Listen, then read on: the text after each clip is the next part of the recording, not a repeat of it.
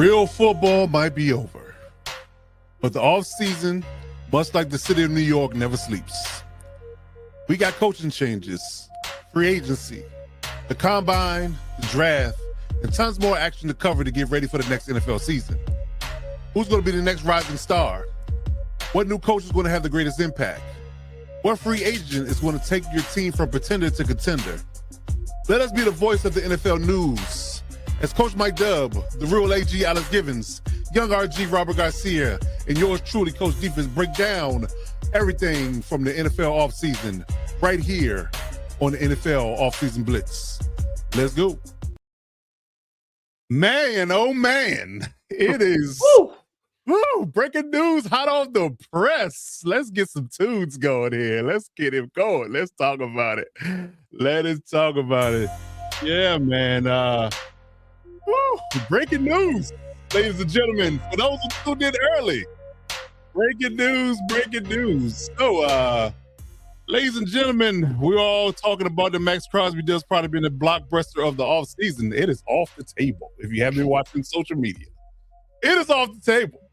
Apparently, some red flags came up in Maxx Crosby's physical. He did not pass it, and now the deal's off. So, and this is what happens when you have deals in place before the league actually starts, because they can just rescind that like it's nothing.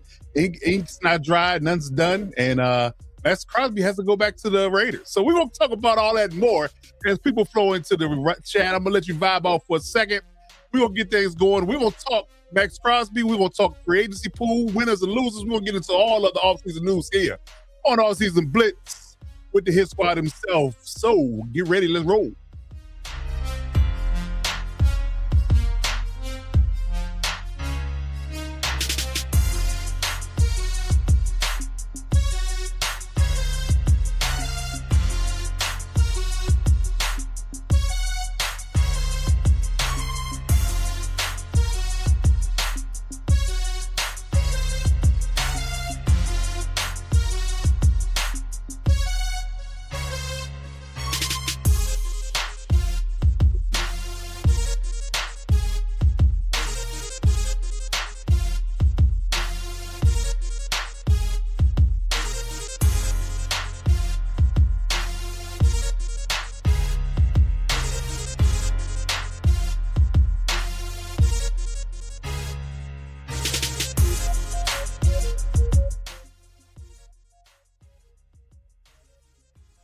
We are live and direct. The offseason blitz is here.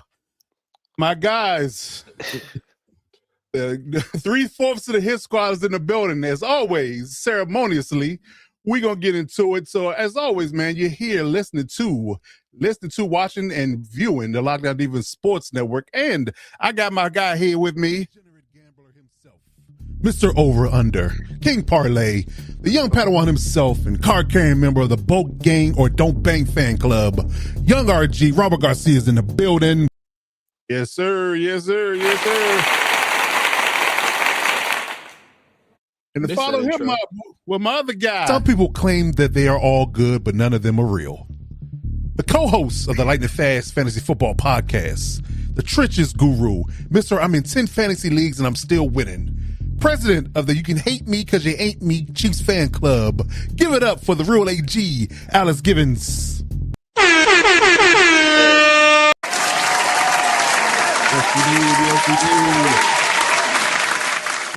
What's popping? What's good? What's good in the hood, man? This is the Lockdown Defense Sports Network. This is the offseason blitz. We're going to talk Maxx Crosby. We're going to talk the free agency pool. We're going to talk who's the winners and losers, who got paid, who overpaid, and all things in between. My guys, young RG, Robert Garcia, good brother. What's going on out there? How you feeling?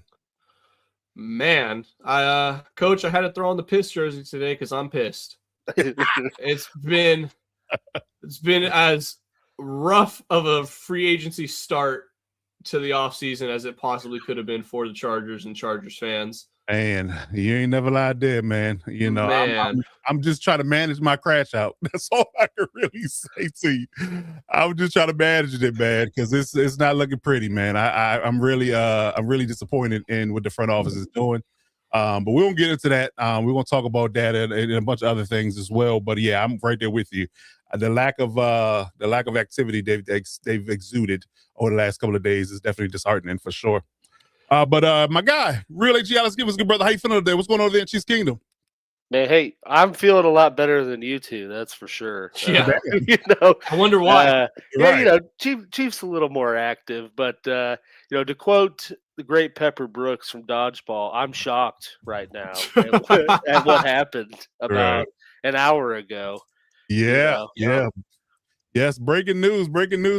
So Maxx Crosby, as we talked about it in the intro, is no longer a Raven. He has to go back to the Ravens for 4 days. Yeah. I mean, technically, I guess he never was a Raider because, he never was a Raven, I should say, because he was not necessarily, the ink wasn't dry because the league offices or the league year doesn't start till tomorrow at 4:00. So that deal wasn't official until then. But they got to rescind it. Ravens get their first round picks back. I'm not sure what the Raiders will do. I'm sure they weren't expecting this, or maybe they were. I mean, we could talk about it. Let's go around the room and give our first reactions to it. How we feel about it. What do you think the outcome is going to be, in the next few days, and see what the Raiders do in the pivot. Let's start with young RG. How you feel about this situation? And do you think the Raiders are being shady? They knew that he wasn't going to pass the physical. They knew his knee was bad. They were trying to pass him off before they found out what's going on. Wouldn't put it past the Raiders to do some little sneaky stuff like this to try and move off from an aging. Too much credit though. I don't know. They got Tom there. Tom has been known to dabble in some. That's true. We'll call, good point. Good point. So I'm not going to say anything. We'll dub it extracurricular activities, if you may. So I like it. So Tom is has a specialty in that. But regardless, I think this is an absolute W for the Ravens that this trade fell through and ultimately they rescinded the offer per se. I just thought, even without the injury concerns, I thought giving up 2 first-round picks for a soon-to-be 30-year-old player was a little bit too rich for my blood, especially with the pieces that you lost as a team this free agent period. I thought for sure that money and that draft capital in particular would be better spent elsewhere, like replacing Tyler Linderbaum, like replacing Isaiah Likely. So I just thought they were not a Maxx Crosby away from Super Bowl contention, if that makes any sense. To your point, Coach, we talked about it a little bit before the show started. You have a brand new head coach there, first time ever head coach in the NFL. Yeah. And your first move was going to be to trade his next 2 years first round picks worth away.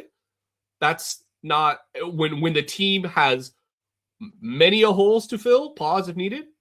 Yeah. I think this was definitely, call it whatever you want, a saving grace, a gift from the heavens, maybe just the football gods writing things in the world. I think this was an absolute W for the Ravens, and Ravens fans, maybe they don't know it yet, maybe they don't feel it yet, but Ravens fans, I truly think after the draft in particular, you're going to look back on this and say, wow, thank God that trade fell through. I'm very happy to have my pick still.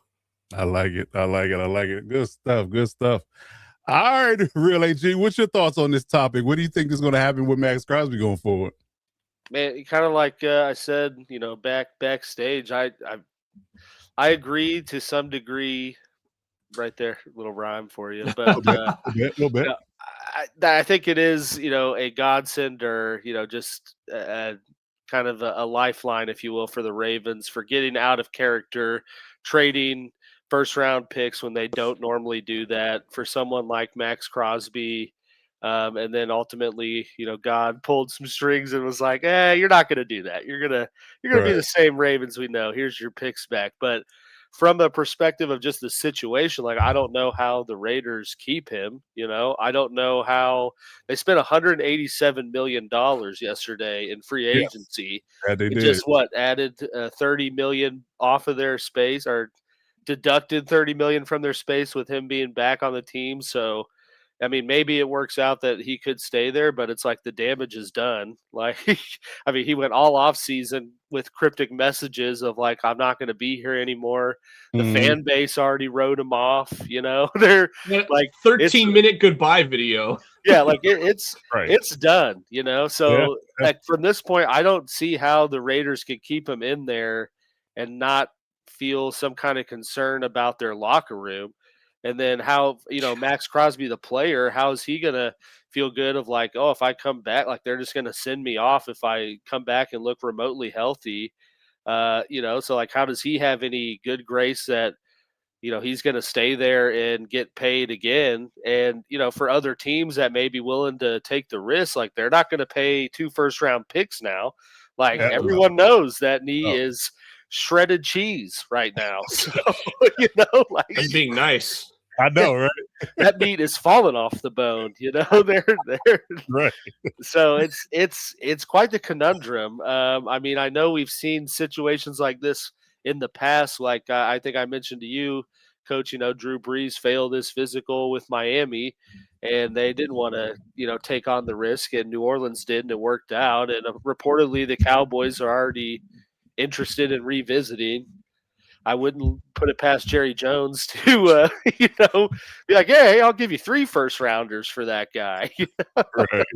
But it's certainly going to be entertaining to see how this all plays out. I think the damage is done for the Raiders to just be like, hey, it is what it is. Welcome back. And the damage is done for them to get, the value they got initially. So it's just going to be wild to see what happens here in the next week, I would say.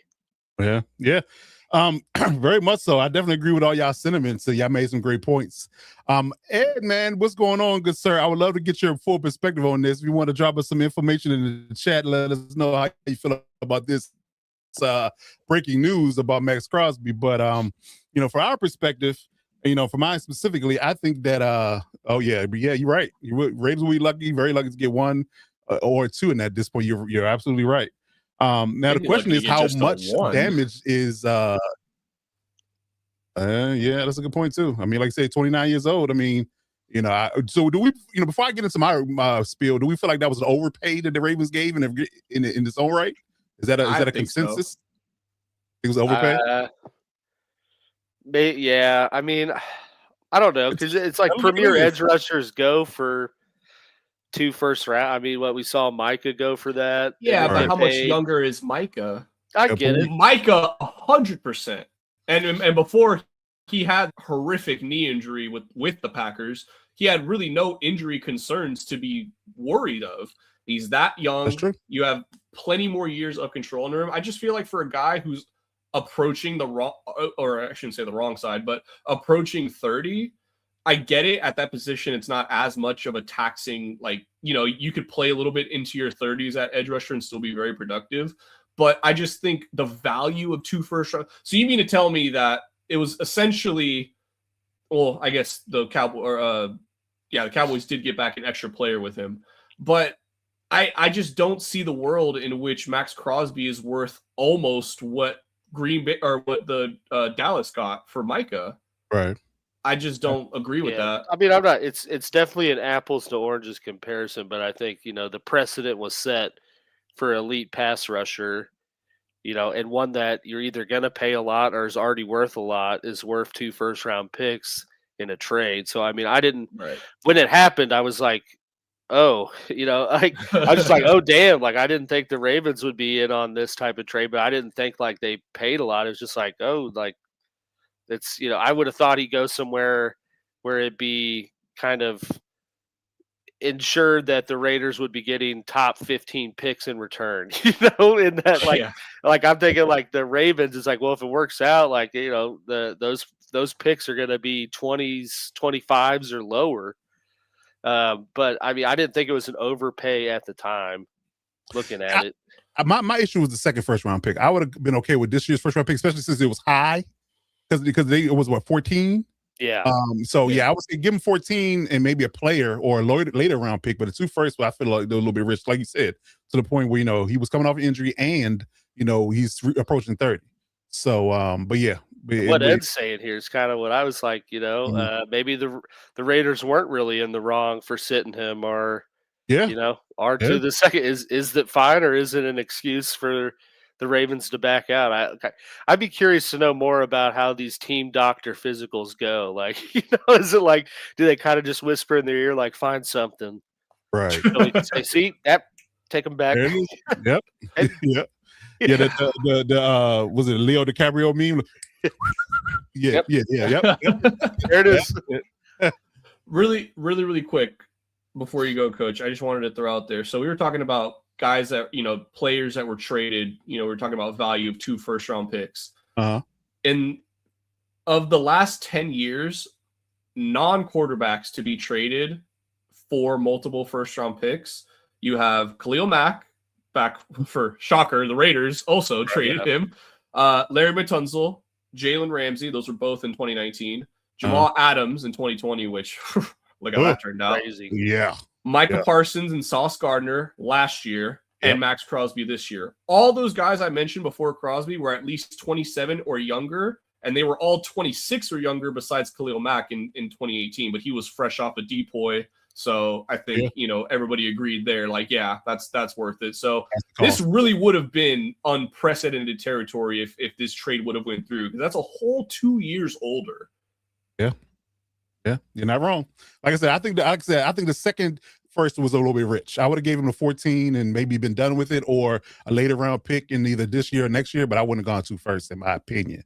But again, I can't tell them how to do business, right? I'm only a system engineer. I'm not an NFL GM, right? So system engineer and podcaster, NFL analyst, that's all I got on my resume. So, but yeah, I definitely agree with y'all sentiments, man. And I do believe that it's going to be interesting to see how it falls out. What they're going to do, because I do believe, much like a extremely toxic relationship, once you finally get her out the house, you're not going back. You're done with it. I'm definitely washing my hands of it. I just got to find somewhere else for you to go. Now, is it, to your point, Alex, going to be like a Drew Brees situation where, Drew Brees failed a physical with the Dolphins, but he passed the physical with the Saints. Now, what are the doctors looking for? What are the doctors not? What do they classify as damage? What do they classify as being problematic? Things of that nature. We can harken back to we talked about recently about Caleb Downs and his knee situation. How people are going to view that, especially because he's young. If it's a degenerative type of issue, are you going to look at him like Charles Gurley, or are they going to look at him like Will Johnson? Just a matter of how they view it.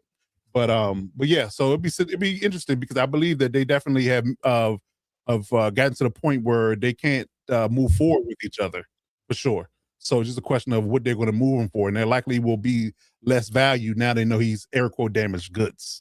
That's the issue. So yeah, I mean, I know Dallas was in the mix. A few other teams were in the mix. Chicago was in the mix. Now free agency is kind of shaken out as well. So you have people that don't necessarily have that dire need anymore, per se, or they've gotten a different edge rusher. Like the prime example, like say the Panthers were in the mix until they got Jalen Phillips. Now they're off the table. Maybe they would have paid a premium. Who knows? But yeah, so it'd be interesting to see. And I say one thing: the Ravens could do one funny thing. They could keep their 2 first-round picks and go out and play Trey Hendrickson and pretty much get the same level player and get the same amount of money spent and not miss a beat. And they can still draft in the first round and get another stud. Picks, yeah, and then get another. Hell, they can even draft because it's so loaded with edge rushers this go around. They can go out and get them themselves one. Go out and get you a Akeem Mesidor, Ruben Bain, or somebody like that to fill a void, and have Hendrickson and that rookie playing next to each other. And you still got Matabuke in the middle. Ooh. It's prime real estate. I was gonna say, and it's Jesse Minter, so he's gonna work wonders with that secondary, regardless of who's back there. Hey, absolutely, man. Yeah. Raider Zach, I see you, good brother. We been at, man. We ain't seen you in a good while, man. How you feeling? I ain't seen you in a good minute, man. Yeah. Appreciate you coming I through. said that too, Zach. They were just salty that you guys took Linderbaum, so they're like, we gotta find something to stick it to them. Right. And go back to your point real quick, Alex. What the doctor's looking for. I mean, you've had MRIs galore on our knees, and it's just pretty much a scan. Like it is what it is. If it's torn, it's torn. It's not. So what are they looking for? Well, Zach makes an interesting point. Like, they traded for him knowing he got an off-season surgery, so it's like to some degree they knew what they were going to find. And I guess from the way I've seen some people present it, it's like they just, once they saw the totality of it, they're like, that's not a risk we want to take. Take him Yeah. back. Who's not to say like a Jerry Jones or someone like that is like, I'll take that risk, but I'll give you one first rounder. All right. I think, like I mentioned, I think at this point they'd be lucky to get a first rounder. I think you're probably at this point you're probably looking to move him for a second. Yeah, it's a saying out there that says yesterday's price isn't today's price, but that's in reverse. Yesterday's price was 2 firsts. Today's price is not 2 What's that draft day? It's a different world. We live in a different world. Yeah, exactly. So yeah, we'll see. But I would like to believe the Raiders are going to get something. They just won't get the haul they were going to get out of the Maxx deal initially. So we'll see. But yeah, man, Raider Zach and Ed, please let me know which I think will be Max's future. I'm interested to hear y'all comments as Raiders fans for sure. Definitely that. But but anything to add for this Maxx Crosby conversation before we move on to a free agency?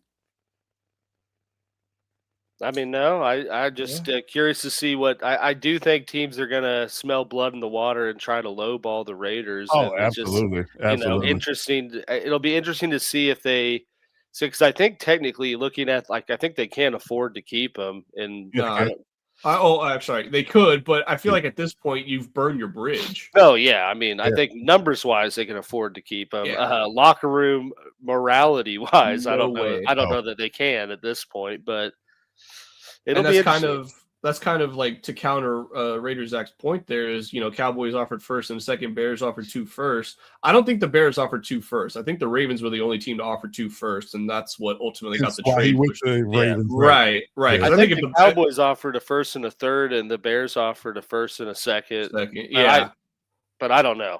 I know for sure. Yeah, no, I mean, like hold Maxx till the team pays the price, or simple keep him. It's not his choice. Yeah, he's on a 3-year deal, but you've already burned teams know you have to trade him. He doesn't want to play there. You guys clearly don't want him there. You've lost your leverage. Yeah, your leverage is gone now, and the failed physical comes back. So now it's like, do we keep a guy who's quote unquote injury prone for $30 million on the books? And if we do want to move him truly, teams are going to lowball the hell out of us, knowing we have to move him. It's a different. To kind of quote draft pick, it's a different world now that teams know A, he's failed a physical, and B, you didn't want him. You put that trade through. Once that trade was sent through, all leverage was lost, and this was the only way really it could have went bad for the Raiders. Was the Ravens pulling out of this trade? Because now I don't think anybody's going to let him. I don't think anybody's going to offer a first. I truly don't. Yeah, we'll see. Yeah, I'm very curious.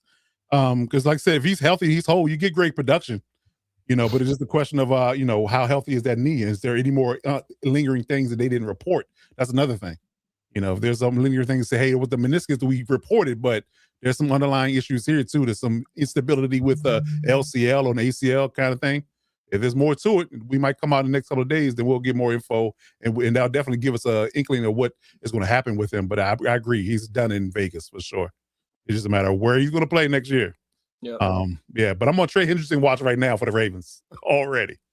Yeah, already. He's free. I mean, all you gotta do is pay him. All you do is give him a contract that he wants, and he signs to him, deliver, and get to sack Joe Burrow twice a year. I think that's an incentive. I think that's an incentive. Yeah, we'll see though. But let's talk about free agency in its entirety, man. We're gonna get into our bag here and talk about free agency and what's been happening for the past couple of days. Now, mind you, the league year does not open until tomorrow, technically, which again, why we're here with the Maxx Crosby thing, because the deal couldn't technically go through until tomorrow at 4 when the league office opens for the new year in 2026.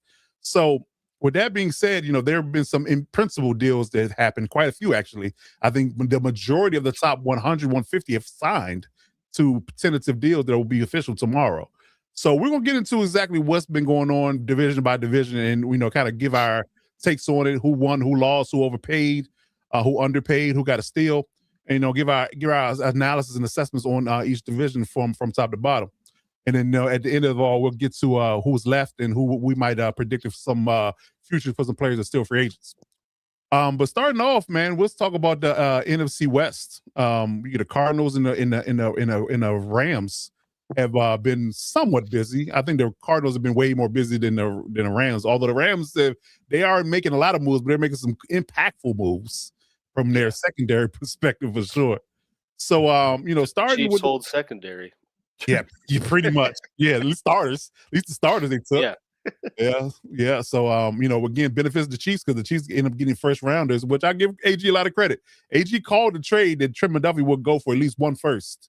In To trade the Rams. to the Yeah, I Rams. was gonna say, I think that was the more impressive thing was Right. predicting the team. Exactly. And it'd be a complete entire rewind of the Marcus Peters trade. I mean, how uncanny is that? That is crazy. For We're to just go in the to the same Matrix, school. guys. Hey, we are in the simulation. You're right. I think RG said that we live in the simulation. That's for sure. 170 million for Chiefs cornerbacks. Yikes. Yeah. And Jalen Watson was a 7th round pick. He was. So good for him. Yeah. 3 years, $51 million out of from a 7th round pick. That is 34 guaranteed. Yeah. Hell yeah. Yeah. Absolutely. So like I said, we'll start with the Rams here. They re-signed Cam Curl, they got Tyler Higbee back. They went out and got Jalen Watson and got Trent McDuffie in a trade and gave him 4 years, $124 million. Man, what is he, like 910K above the highest paid corner now? He's the highest paid corner by 910K.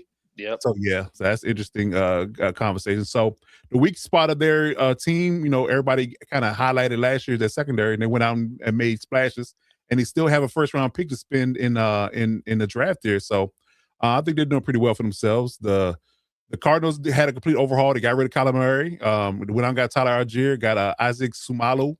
Gardner Minshew is a backup. Look like he's going to roll with why am I spacing on his name right now? Brissett. Jacoby Brissett is their quarterback for the interim, I guess you can say.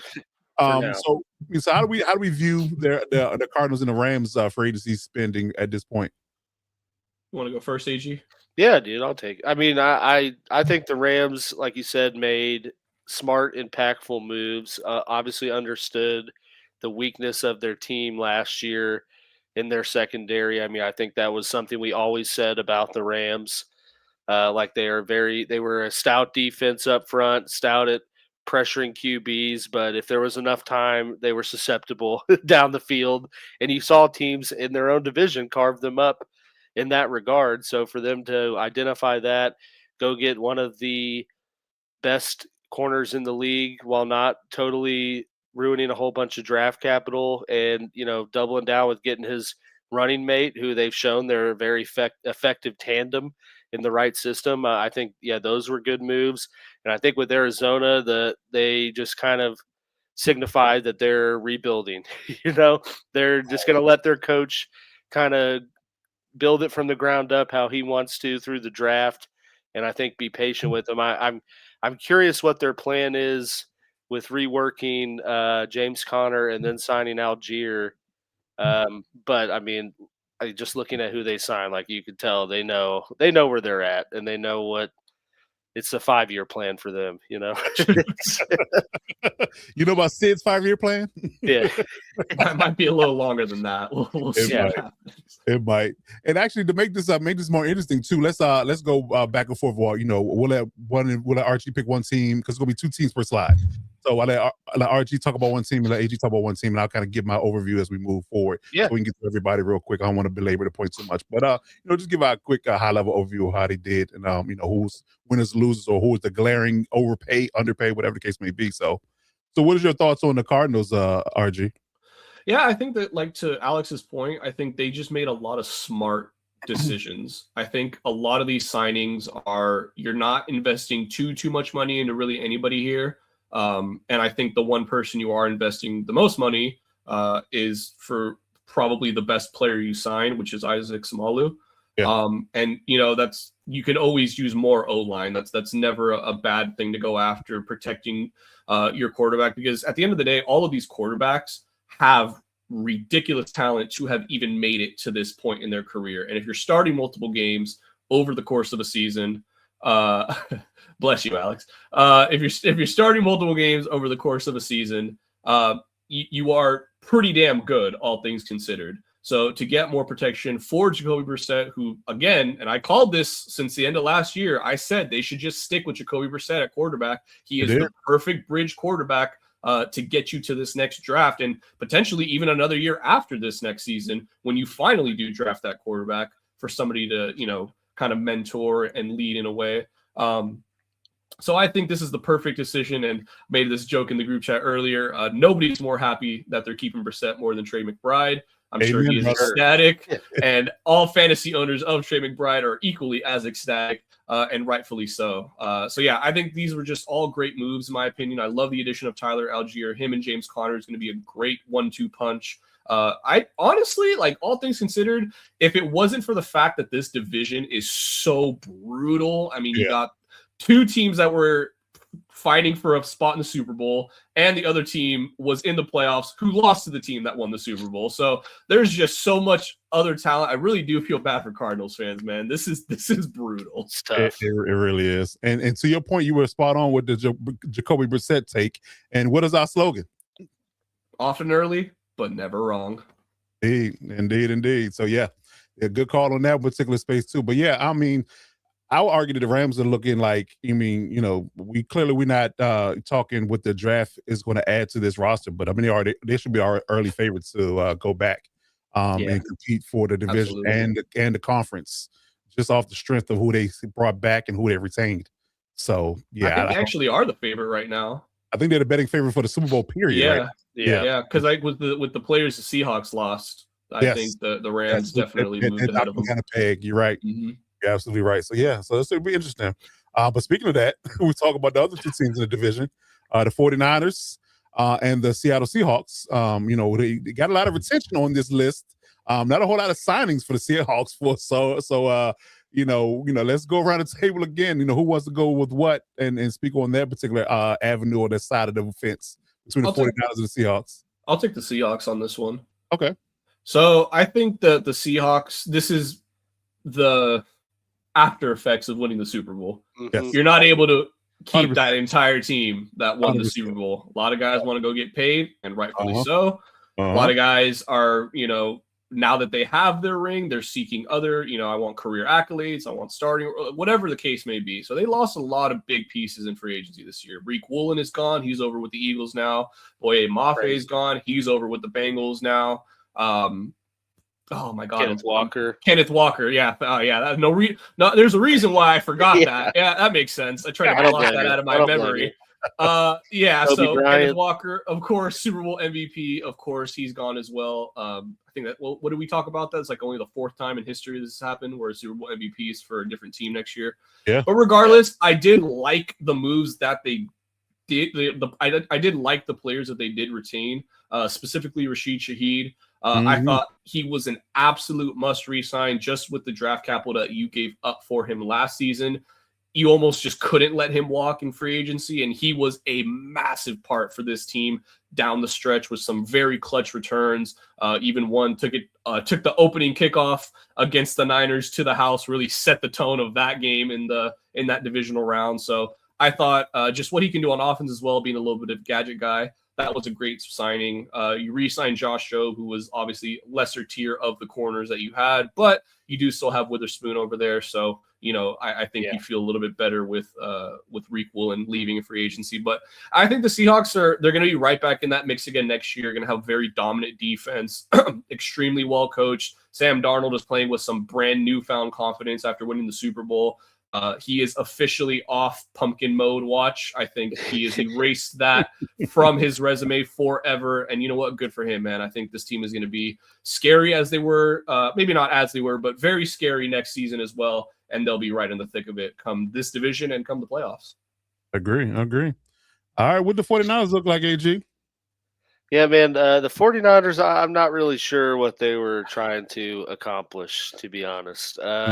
Especially with the did they release Trent Williams, or they're talking about it? Working a trade out. Yeah. There you go. Yeah, I just like the two moves they made. Like I said, Mike Evans, it was fitting that they signed I don't want to say has been, but over 30 free agent to be a key contributor to their offense, with the energy substation conundrum. Like the opposite of Leo DiCaprio. Yeah, it's like, yeah, exactly. Oh, over 30, like here's 60 mil. Here you go. And it's like, what are they gonna do with Ayuk? And Oh, he's gone. I know, but it's just interesting that like they're gonna move like get someone older who just is coming off of a very banged up year and like act like that's riding the ship, if you will, in that regard. So yeah, I mean the 49ers I think just are doing what they kind of always do, and just sort of stay in pad and stick with their aging core and see what they can get in the draft and hope that is enough. Yeah. I found it very interesting about Mike Evans going to being one of the more prominently injured wide receivers in the league, going to the most injured team in the league. I found that a very interesting headline that he chose to go to San Fran of all places when he's on the other side of 30, and winding down his career. So yeah, that's an interesting conversation. I mean, if that substation thing has any legs, then we're gonna find out. We're about to test the theory in real time. But that's not to bag on Mike Evans. Like I hope he goes to San Francisco and catches 100, catches 1,000 yards and shoves it in the Bucs' face. But it's just like, like you said, the most injured team signing, their biggest signing is an often injured, or at least recently often injured player. It's not looking good. And I wanted to say for the Seahawks, I was actually very surprised that Shaheed did not go to the Raiders because he seems to just follow Kubiak wherever he goes. So good point. I was shocked to see him stay, but you can't give up that capital and not at least try to retain someone. Yeah, and the money was the same. I mean, you look at it from a perspective that I have a better chance to win in Seattle right away than I do in the Raiders who were rebuilding. Yeah. So that makes a lot of sense in that space. So I probably would have ended up being, but it'd be interesting to see. Like I said, I think the Seahawks are still going to be good. I mean, they're very well coached. Like you said, the defense is very scheme oriented. So you just plug and play guys into that scheme, and it's just going to take off like it did last year. And then their front seven is still intact for the most part. Murphy. Yeah, they only lost Boye Mafe, and they can replace him with still got Imawari. Yeah. Still got Mike McDonald calling plays. So. Exactly. 49ers, though, lost Salah. So that's, that's brutal. That's a brutal one. Brutal. Yeah. Could lose Trent, your star pro Hall of Fame left tackle. That's going to be a loss. Just depending on what they get back for him. But, I mean, you got to immediately replace him in the draft. So it's a lot. It's a lot. I don't know what this dude, Vendarian Lowe, is going to do. I don't even know who that is. Exactly. We'll cross him off. Who? I was gonna say with Rashid Shaheed too. He got traded from the Saints, so he got a taste of winning, and he's like, I am not trying to go back to a Nolans. I'm not going back to poverty, sir. No, thank you. I like eating filet mignon. That's for sure. I was gonna say with the Kenneth Walker not leaving, which like we expected, but that just made the GM's Super Bowl parade speech even weirder. Like, you guys see what he's like? He tried to negotiate with me backstage. It was weird. It's like, damn. Right. Awkward. Yeah, right. Awkward. Yes, indeed. Okay, good stuff. All right, so let's forward over to the NFC East now. Let's talk about the Commanders and the Cowboys. So a lot here. It's a lot on paper here for the Commanders for sure. I'm gonna let RG go to do Commanders. I know you got something to say about that top line. I want him to do the Commanders. That's my personal preference. I'm not saying you gotta, but your choice. But I got you. Yeah, Commanders fans, $25 million a year for a nothing but a pass rushing specialist. Good luck. Enjoy the sacks. They will be great. I know I did when he was with us. But that is all. Run defense, non-existent. It is purely on third downs, he will be fantastic. But $25 million a year for a guy like that? You gotta be on the field every down for $25 million. That's defensive player of the year type money. And this dude hasn't even sniffed I don't think he's been a Pro Bowler. Oh, and not at all. No, right? Yeah. No. So this is I never wish bad on a player, so for the sake of him, I hope it works out. Yeah. But I just see no way in hell that this is going to be – you're not going to get that value out of him. And $68 million guaranteed, just under 70% of that contract fully guaranteed. That's a lot. That's a lot of cheddar. A lot of cheddar for a guy who's not even playing in Green Bay. Yeah, if a guy only comes in second and third and long, then that's a lot. It's a lot to pay. But to flip it on its head a bit, love the Leo Chanel signing. Not only because you're taking him away from a division rival, but I think it was a legitimately good signing, and AG will tell you he is a very serviceable playmaking-ish type linebacker, just right place, right time. So I think considering I think Bobby Wagner is he still on this, or he's gone now? Technically, yeah. I'm going to say for all intents and purposes, Bobby Wagner's probably gone next season. So this is a pretty nice replacement. Obviously get much younger, much cheaper. So I like the move from him a lot. Tim Settle was a bit of a kind of underlying signing as well. I think just a great rotational piece in that front four. I think, run stopper, that type of thing. So with the loss of Jonathan Allen, I think, a nice replacement there in the forefront. Amik Robinson was, again, kind of a, 2-year nice little deal there for him as well, with the departure of Marshawn Lattimore, of course. And then as far as the retaining, Laramie Tunsil getting $30 million a year, I thought was absolutely insane. When I saw that it was 2 years, $60 million, I thought it was a typo. I was like, oh, it's 3 years, right? Like, it's got to be. Like, there's no way it's $30 million a year. Nope. No edits to that tweet were made, and I was just kind of left in shock. I was like, wow. All right. I guess it's a great time to be a wide receiver or a left tackle, because they are getting paid the biggest of bucks. So yeah, I just thought, okay, but again, protecting Jaden Daniels, I got no issue with that. I just thought it was a little bit too rich for my blood. A lot of other bunch of 1-year extensions here as well, so not really much to talk about in that regard. But I think all in all, didn't really do this for any of the other teams, but if I had to give them a grade so far in this offseason, I'd give them a solid B. I think they made some pretty serviceable moves at some much needed positions with some of the departures. I just think they might have overspent in a couple of areas. And in one big particular area, I just don't think you're going to get that value back nearly what you're thinking. Yeah, I agree. All right, AG, what's going on with the Cowboys? They got a lot of retentions here, not a whole lot of signings. Yeah, I mean, lackluster signings for sure. Maybe PJ Locke might be a serviceable safety, but it's not much to write home about the people they added, other than trading for Rashawn Gary, which I think is just comical that they, in the span of one calendar year, basically just swap Micah Parsons for Rashawn Gary and some picks, and got a guy who they wouldn't pay Micah Parsons, but they'll pay Rashawn Gary close to the same, same money for someone who had he had like 5 sacks through the first 5 weeks and then didn't do anything else the rest of the year. But hey, Jerry knows what he's doing, right? So,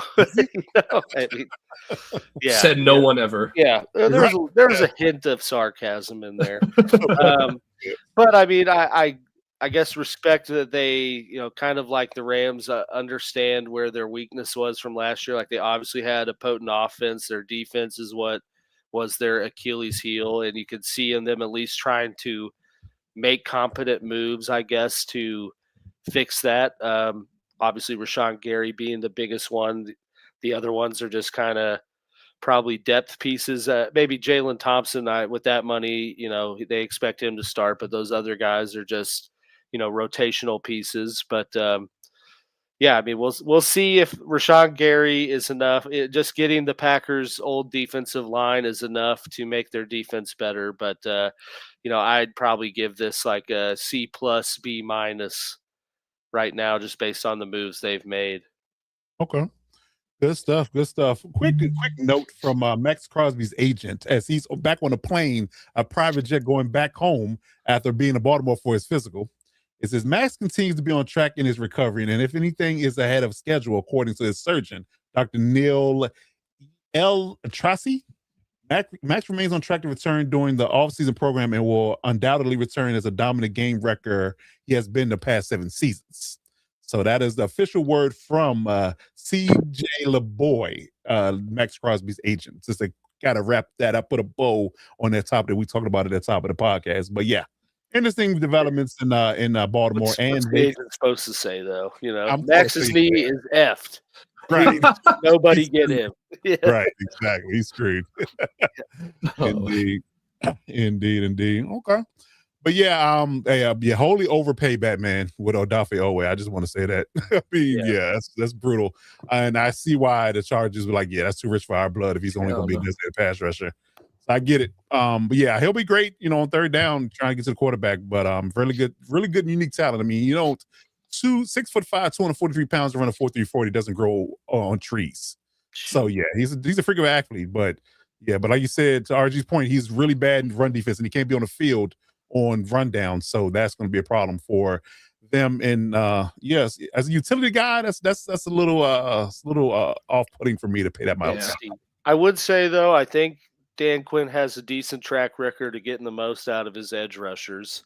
So that's not to knock Jesse Minter, obviously, or Zach Orr, I guess. Well, more so Zach Orr, because he had a great year with Jesse. Yeah. But I mean, Dan Quinn has made other lesser known pieces pretty good. So maybe that was the thinking and giving him that type of money and getting him in the building. But yeah, I agree.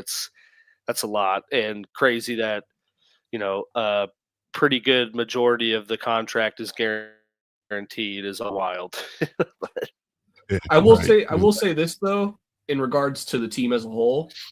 The only way that this signing can be, the only way you're going to get as much value as you can out of this signing is if the offense is as dominant as it was when Jaden was healthy for the entire year. Because at that point, if you're leading most of these games, you're teeing off your pass rushers anyways. That's when you're really going to get the full effect of what Owe can bring. So to Washington's potential credit, if they're able to get that offense right and Jaden's able to stay healthy all year, this could be a move where we look back on like, damn, it maybe it was worth the $25 million because you had the offense that could have let him shine. Yeah, that's a good point. That is a great point. We'll just see. They got a new OC now. So we'll see what the new OC can turn around. In very young OC. Very young OC. So we'll see if he can make an impact. Then you're right. They'll definitely get their full potential out of Owe, and he could be talking double-digit sacks. So we'll see how things go. All right, the other two teams in the NFC East, the Giants and the Eagles. And the Eagles don't have anything on this list outside of Rick Willis. What opposite lists here? I know, right? It's definitely polar opposite. I mean, whoever wants the Giants, we'll just talk briefly about the Eagles. They got Rick Willis. That's pretty much it. And re-signed Jordan Davis. So what do you guys think the future of Jalen Carter is? Let's just put that out there real quick for the Eagles. Cannot be in Philadelphia. No. Yeah. I mean, he's already been reported to be offered in trade talk, so I think they kind of made the decision, let's pay Jordan Davis and move off of Jalen Carter, which is crazy, but I just don't see how it's physically possible that they could have all the guys that are already on the payroll as much as they are and then give Jalen Carter the money he's undoubtedly deserving of. So writing's on the wall. You want to know a guy that's worth 2 firsts? That guy right there. Got attitude problems, 100%. But you want to talk about age and game record? Yeah. That's the type of guy you fork up 2 firsts for. Just watch the Chiefs Super Bowl loss. Right. Yeah, exactly. Made Pro Bowl. He's part of the blueprint. So, Agreed. So and they paid Jordan Davis, a couple of days ago. So that kind of is a signal that they're likely moving off of him. Which I honestly, truly, I would have probably picked the latter. I'd have probably tried to trade Jordan Davis and kept Jalen, but that's just me. I mean, game records like him don't come along every day, unless again he just don't mess well in the locker room for some strange reason. But I'm keeping Jalen if I'm a GM, just based on this production. I think it's got to be a locker room thing because even watching their games, like you could see that they clearly value Jalen Carter more than Jordan Davis. Jordan Davis was like a pass rush specialist, interior D lineman. It's not like he was a full-time starter out there. But Jordan was mainly the run defense guy, and Jalen was just the every down guy. So okay. All right. So who wants to go over the Giants?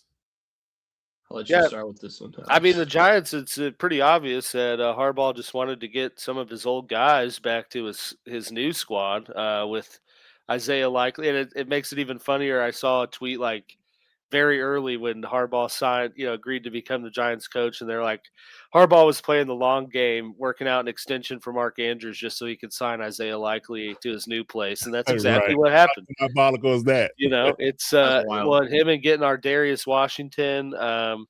He's getting guys that are going to fit the system he wants to run. I think they're making good moves to put a good supporting cast around Jackson Dart in the offense and have just a better defense. All the pieces they already have, I like the additions they made considering the edge rush trio that they have, and just making their defense more stout and getting a pretty good secondary, some secondary pieces. So I like what the Giants are doing for sure. Yeah, I agree. I mean, they're definitely making some Raven-like moves, and they're just making some, roster-fitting moves. Re-signing Illuminor, I know that name makes Raiders fans cringe. He was with the Raiders a few years ago, and they dumped on him pretty hard. But he impressed them enough to not only play all last season in place of Evan Neal, who they drafted in the first round, but not only that, but get an extension to play the right tackle. So they pretty much have solidified their tackle room with Andrew Thomas and him. So it'll be the question of what they do with the draft picks that they have, because they're picking high again. So but I mean, the roster looks really good on paper, and with Harbaugh, stabilizing that room from a culture perspective, I definitely think they're doing pretty good. The only thing I got questions about is what they chose of offensive guys to run this offense. They got a guy by the name of Greg Roman in the room as a consultant on top of some retreads. The guys have kind of been maligned in the league as being kind of outdated. So the only thing Greg Roman's going to be consulting is the order they placed to Burger King. Not much other consulting he's going to do there. Pizza order, post game pizza. What do we get? Exactly. I will say this too with the Giants. I love the moves they made, like you mentioned, putting a lot of talent around Jackson Dart, the O-line. I love Isaiah Likely paired with Theo Johnson. A lot of 2 tight end sets are going to be run out of that team. Also not mentioned on here because it was a bit of a later signing, Patrick Ricard, the fullback, to get that running game going a little bit more. Oh my God, can you Ricard and Scatterbo in the backfield? I was just about to say that is going to be we were just talking about the legendary running back package. We were talking about the legendary running back fullback duos. Yeah, now this obviously isn't that. I'm not trying to say that, but I love kind of bringing that old school football back of maybe Ricard gets a lot more carries than people are expecting, with this tandem they have there. I'm kind of excited to see what happens. Yeah, and there's still rumors they might draft Jeremiah Love in the first round. So there's that. 3-headed monster in the backfield. Oh, God. Yeah. Let's get that quadruple option going with Jackson Dart. Just put all 3 of them in the backfield. Wishbone, yeah. Yeah, so it should be interesting. Yeah, but Giants are trending finally. Finally, one team in New York can finally get their life together. Yeah. That's the really thing. Only saving grace that you really say. But yeah, the Giants are definitely trending in the right direction with Harbaugh, and I'm assuming Joe Shane will be gone soon. So they can get rid of all of the toxicity out of the building and move forward amicably. Yeah, for sure. I like it. Okay, good stuff. All right, let's talk about the NFC North now. Let's talk about the Bears and the Lions, who made some pretty solid moves. Some interesting things happened with the Lions by them letting Taylor Decker go, which kind of signals what I feel like they're going to do in the draft in the first round. But they got some interesting stuff going on here. They lost their center, and they got another one back. Yes, and then of course the Bears are still spending money with Caleb being on his rookie deal, so they got some interesting things going on here. So let's trade off here and let's talk about the Bears and the Lions.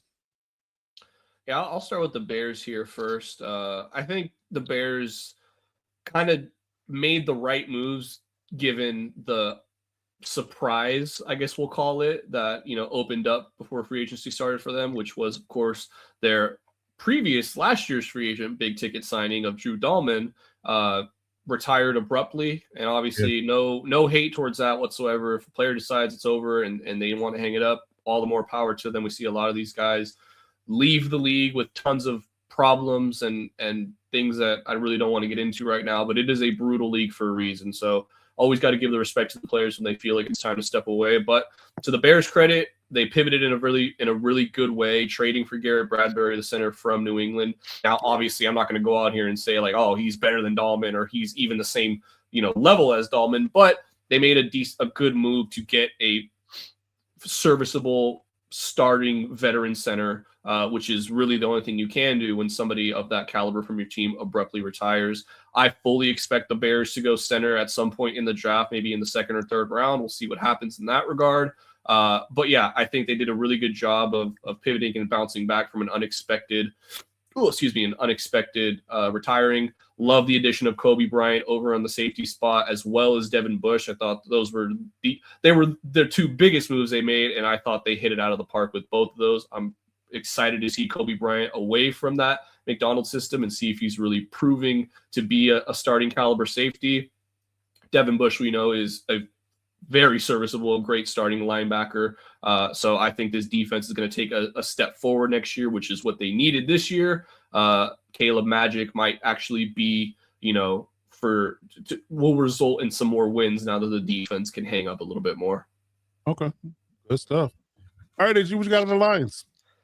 Yeah, Lions, I think you can see that they realized they needed to retool their offensive line or invest a little more in that, and they at least did that, I guess, with what's available. I mean, traded David Montgomery for one guy, and then, signed Cade Mays, who was one of the, I guess, younger center options out there in free agency, which we're in the same boat as the Bears to some degree, and losing Frank Ragnow, who retired and then wanted to come back and then didn't.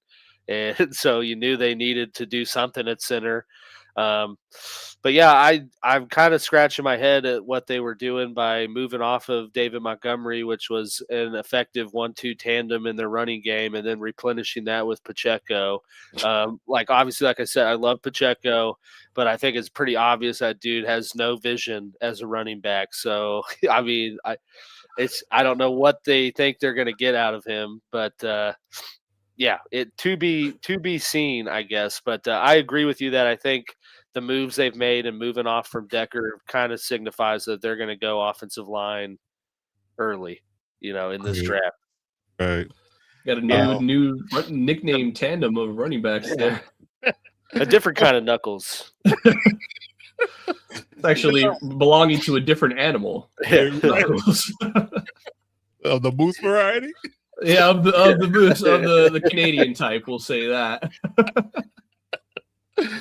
Oh man! So if you wonder what we're talking about, the Lions fans were crashing out because they were mad that David Montgomery got traded for, and they replaced him with Pacheco, and they went from Sonic and Knuckles to Sonic and Moose Knuckles.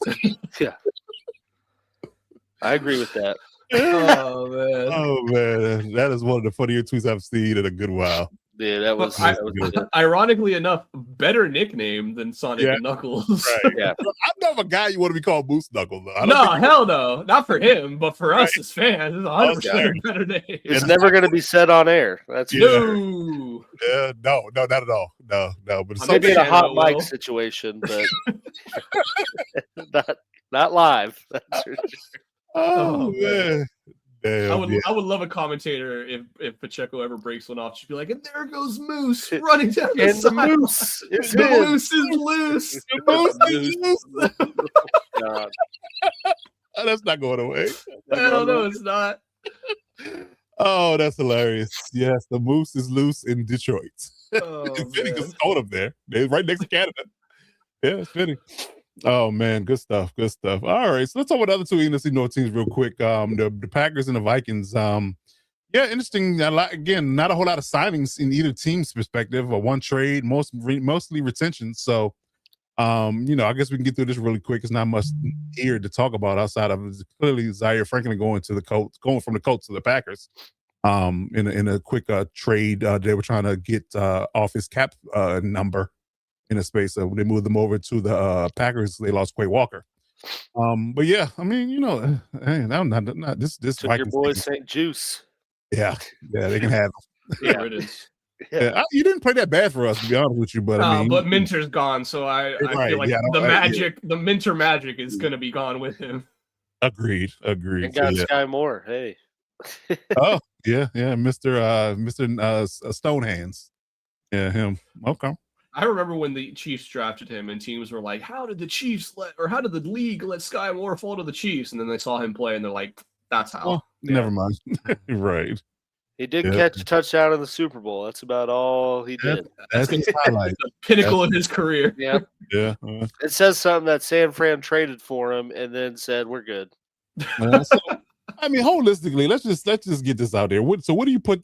I think this puts them like literally third and fourth in a pecking order right now, based upon the moves that they made or hadn't made. In my perspective, I mean, especially with Micah trying to come back off the injury and that kind of thing. Traded Rashawn Gary. Right. Gary's gone. So, I mean, outside of them like doing something unexpected in the draft, I think that they're already looking up at the Lions and the Bears. Do you all agree?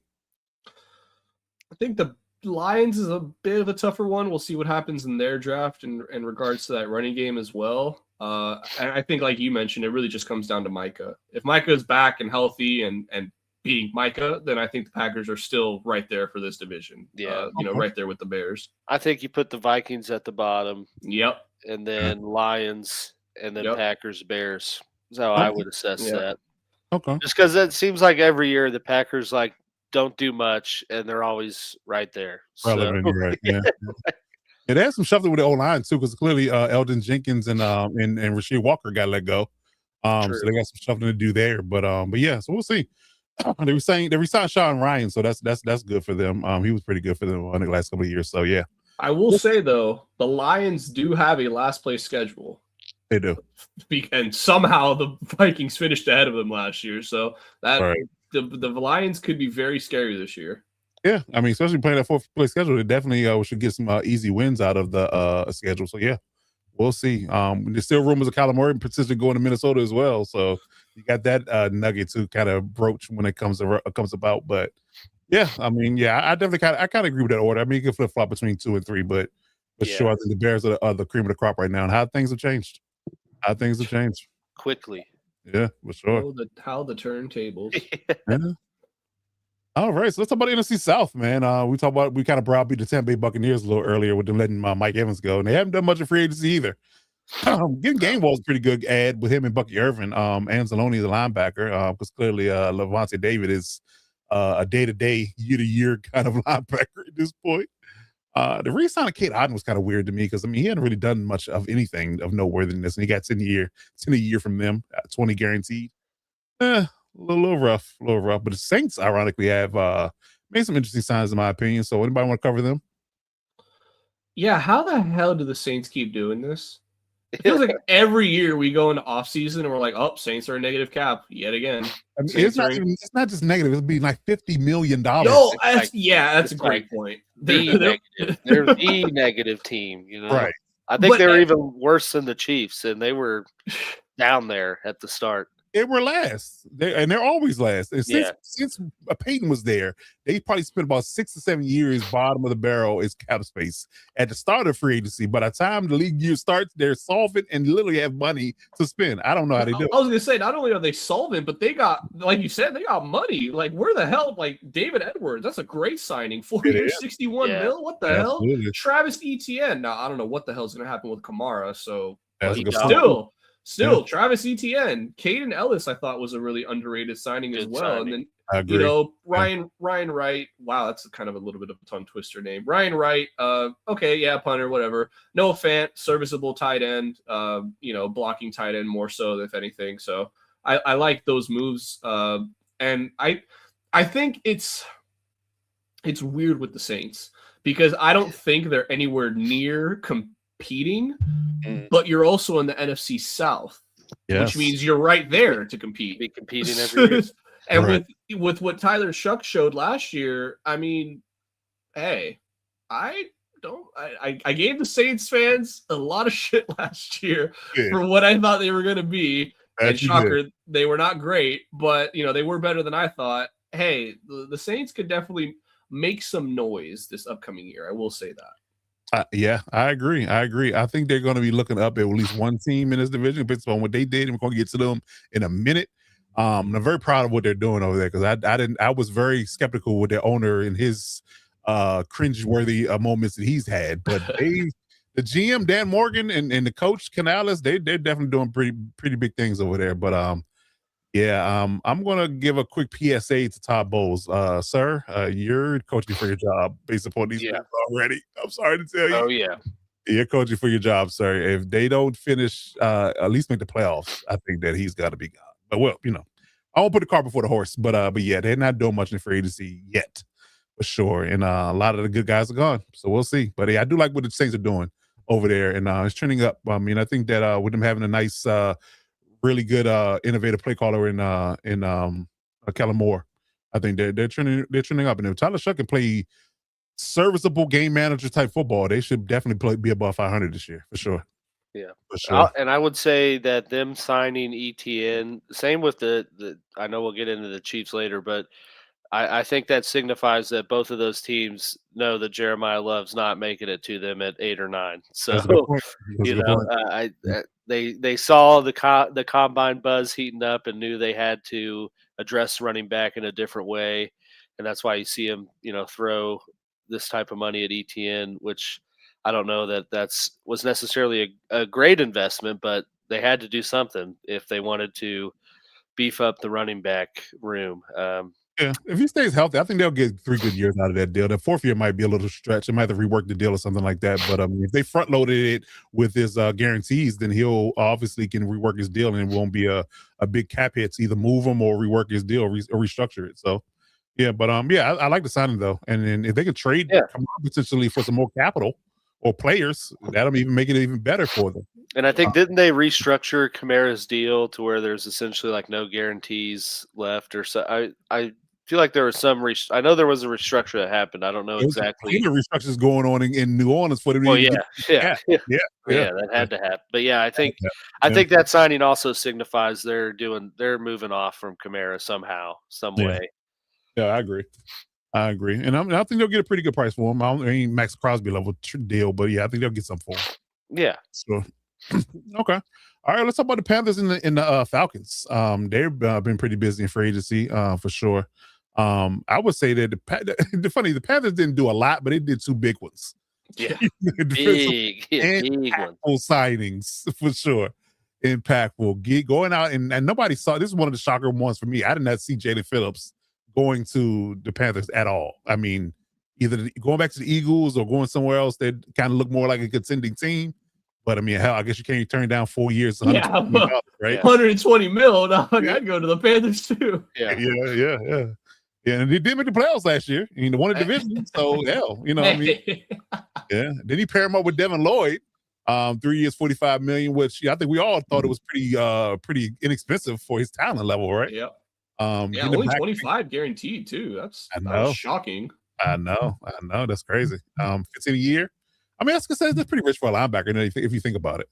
I think somebody like Fred is probably making 20. Yeah. But yeah, he'll make it 15. It might be on par for what the market is for linebackers. He ain't resetting the market like Linderbaum is and getting 9 above. No, and Lloyd, I think his problem was he had one good year and it was last year, and so he kind of got a little rookie year. He had a good rookie year.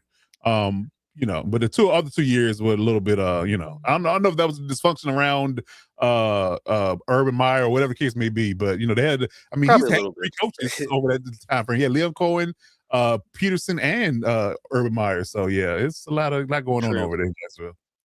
Yeah. Okay. But yeah.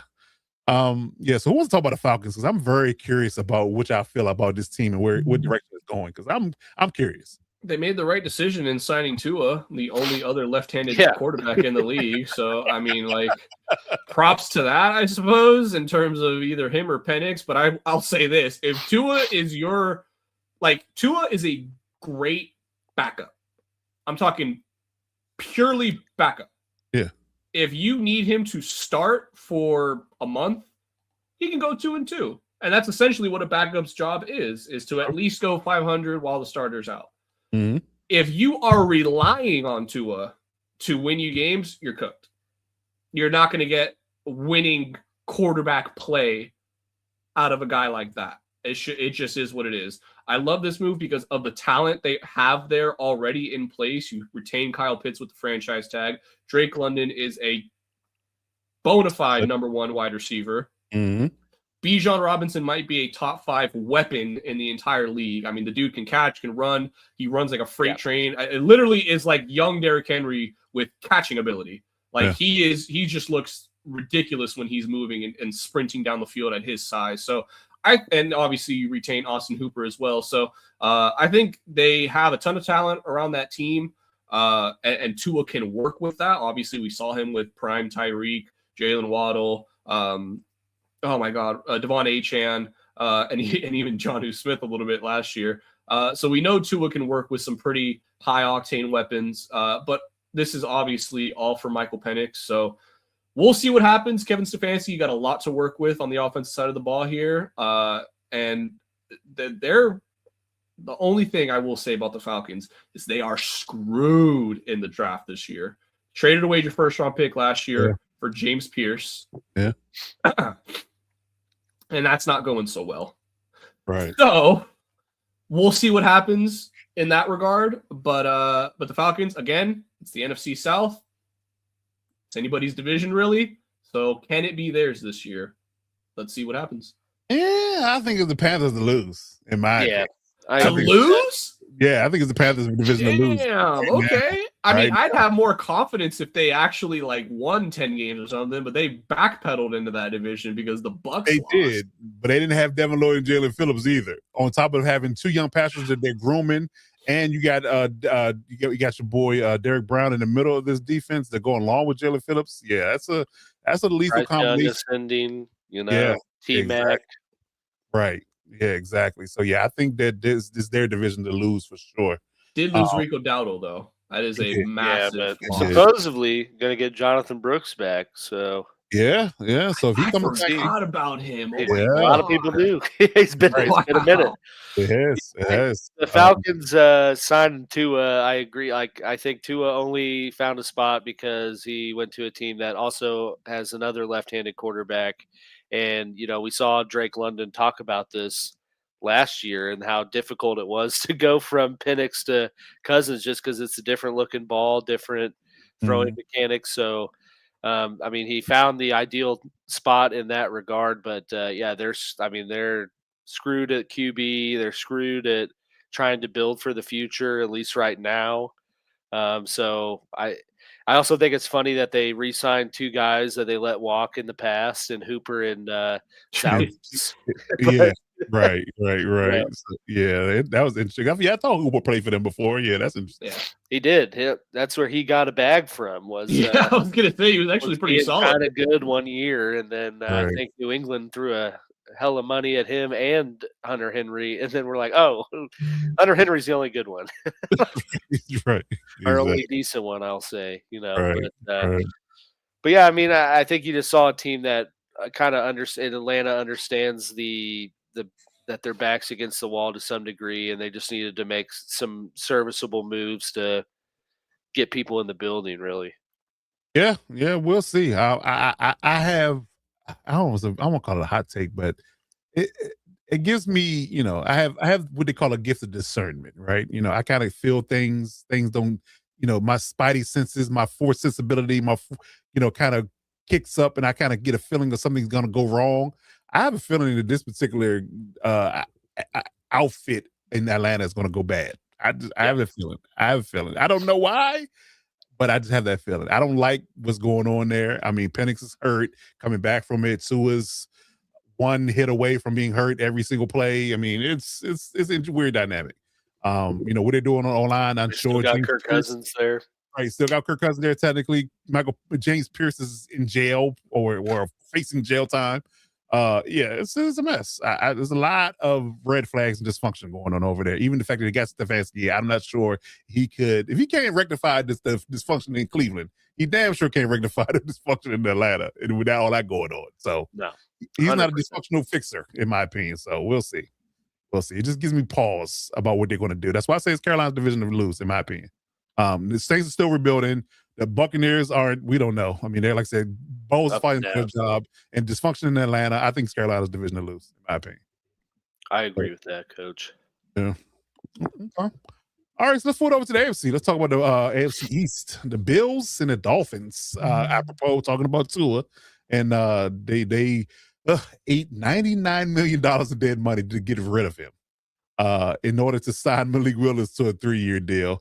Malik Willis got a bag for only playing a handful of starts. That's just crazy to me. He has less than 10 starts in his career. Yeah. Yeah, don't have a full season on his belt, but he got $67 million and 45 of it guaranteed over the next 3 years. But with all that dead money, they couldn't do much. I mean, so Malik Willis is their a golden boy in a sense, and they re-signed Greg Dulcich, but it's not much there. But the Bills were in the news. We're trading for DJ Moore and getting themselves a number one receiver, signing D. Alford and Kyle Allen. So I would argue that they're probably going to go heavy in defense in the draft. They retained Connor McGovern. They got a center back, and Dawson Knox. They resigned. I was actually shocked that they resigned Dawson Knox because they got Kincaid already. They gave him a 3-year deal. They must love him as the second tight end. They like those two tight end sets, man. They love running the ball with James Cook, and you can put those two tight ends out there and really keep the defense guessing in terms of if you're going to throw or not, because they also throw out of that formation a lot as well. So I think it was a smart move. And again, we kind of expected the Bills to just run it back. You keep Joe Brady, let me rephrase that. You promote Joe Brady to your head coaching position. So I mean, obviously his priorities were going to be to keep these offensive guys on the field, and that's really what they did with McGovern, Knox, and of course trading for DJ Moore. So you're already starting to see that imprint Joe Brady is having on this team as the head coach now. Yeah, great point. Okay. Yeah, I mean, I just don't know that DJ Moore was. I think they overpaid for him, and then to give him the money they did, that's a questionable move for me, but. I'm not mad at it. I mean, a lot of people say the second round pick was a little high, but then when you get into semantics of talking about who's worth a second, who's worth a first, all that good stuff. I mean, when he gets targets, he's productive. I mean, he was definitely drowning in Chicago because there was so much talent on the field with a ascending quarterback. So he wasn't getting the love that he was getting, prior to that. But but him being the clear number one in this conversation. Yeah, I mean, he should get all the love from a number one perspective. So we'll see what type of production he can give the Bills. But they definitely need somebody that can catch the football, because that was their Achilles heel last year, because they just didn't have nobody to throw to outside of the tight ends. It was James Cook, Josh Allen being Superman, and Dalton Kincaid if he was healthy. That was their offense. So yeah, rough go. And AG, going back to Kamara real quick, this contract is not pretty. Yeah, there might be. I'm looking at it. They might be waiting to post June 1 to trade him, because if they do it pre-draft, they're looking at $10 million in dead money that they're going to lose. There's no net gain by trading. There's no net gain by trading them. Just to bring that full circle. But we'll see how that goes. But so let me ask y'all this question: would y'all feel like this puts the Dolphins and the Bills in the division conversation? Are they already looking up at the Patriots? Based upon the moves they made so far? Dolphins are absolutely looking up to the Patriots. Yeah. Dolphins are looking up to every team in this division. Even the Jets? Maybe even maybe even the entire AFC at this point, Wow. Okay. Honestly, that's really not like I'm not saying obviously this to be an insult, rebuilding, and they understand that they have to rebuild. Come on. It's a lot. The biggest cap hit of all time. They saw Russell Wilson's deal and they're like, okay, we can beat that. Hold my beer. Yeah. I mean, I think the Bills made enough moves to stay where they've been, kind of like always going to be that Super Bowl contender. And let's just, I think that they did get Josh Allen a true number one target that he hasn't had since they got rid of Stephon Diggs. Right. We saw how potent that offense can be with someone that they can feed targets to and rely on. So I think, the Bills made the right moves. If maybe I don't agree with what they gave up or what they paid the guy, but they definitely made the moves to right the ship to get them, back in that conversation with a little more confidence. But I mean, I think the Dolphins, like I said, with Arizona, clearly understand that they're on a 5-year plan with their new coach. And, I said Malik was going to go to Arizona. I think RG said Miami, but, this was a perfect landing spot with his old DC in Green Bay, whatever he was, player personnel, VP, whatever the hell he was there. But, he's with familiar people. They probably obviously had a plan of coming in to strip this down, bring in Malik and see what they can get out of him, why they kind of build the roster around him. So we'll just see what happens with Miami. Yeah. Yeah. I'm curious because I feel like not only they need a lot of defensive help from the Bills perspective, what type of defense are they going to be playing with McDermott not being there? It's not So is gonna it going to matter. be more shootout-esque for Josh Allen? They have to go against these AFC juggernauts, or are they going to play better defense or decent defense enough where he doesn't have to put up 40 points a game to win ball games? I don't know. You need a lot, and there's going to be a lot of young guys coming in the building, first-time players. Yeah, in my personal opinion, it could be a hot take for me, but I think the Bills are looking up at the Patriots already. In my opinion, I think they're already looking at two. Unless they do something, miraculous, they even still over the cap right now. They still got to do some restructuring to get over the cap by tomorrow morning. They're still $14 million under the cap, with the DJ Moore deal coming in, and It's he doesn't have crazy. yeah. I was going to say we haven't seen any news of a Josh Allen restructure, so I think that's wild. That's wild. I mean, you would think that's usually the first person that restructures to build around them is the quarterback, franchise quarterback making a lot. I mean, Mahomes does it every year. Right. And he doesn't have to guarantee money on his deal after 2027, so it's prime and ready. It's prime and ready to do it. So yeah, we'll see. We'll see what happens. But yeah, I think that because we're going to talk about the Patriots and the Jets now. I think that they're already, the moves they're making, and it's very calculated. And I got to give Mike Grable a lot of credit, man.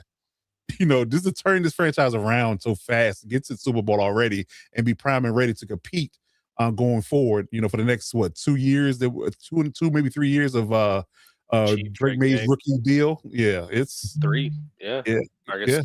Well, fifth year. Yeah, exactly. Yeah, yeah. So. Yeah, I mean, going out and getting Romeo Doubs, they were sniffing for another receiver once they got out of the playoff conversation and got Romeo Doubs on a 4-year, $68 million deal. Yeah, I think they overpaid for that. I think yes and no. I think, which is obviously extremely confusing answer, but I think yes, they overpaid what we think Romeo Doubs' like talent and skill level is.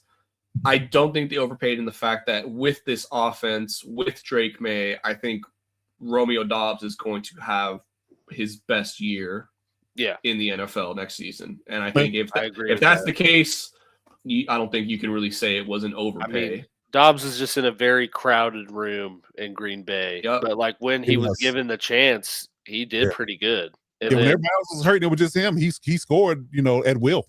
Yeah.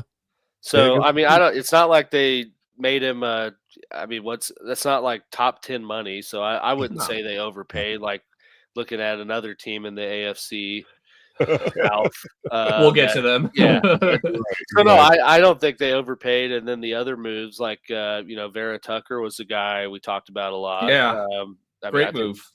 Good move. Draymond Jones, great move. Yeah, I think that's great spending on both of those accounts. Yeah. The Jets, you could just tell they're just trying to get an interception next year. Damn it!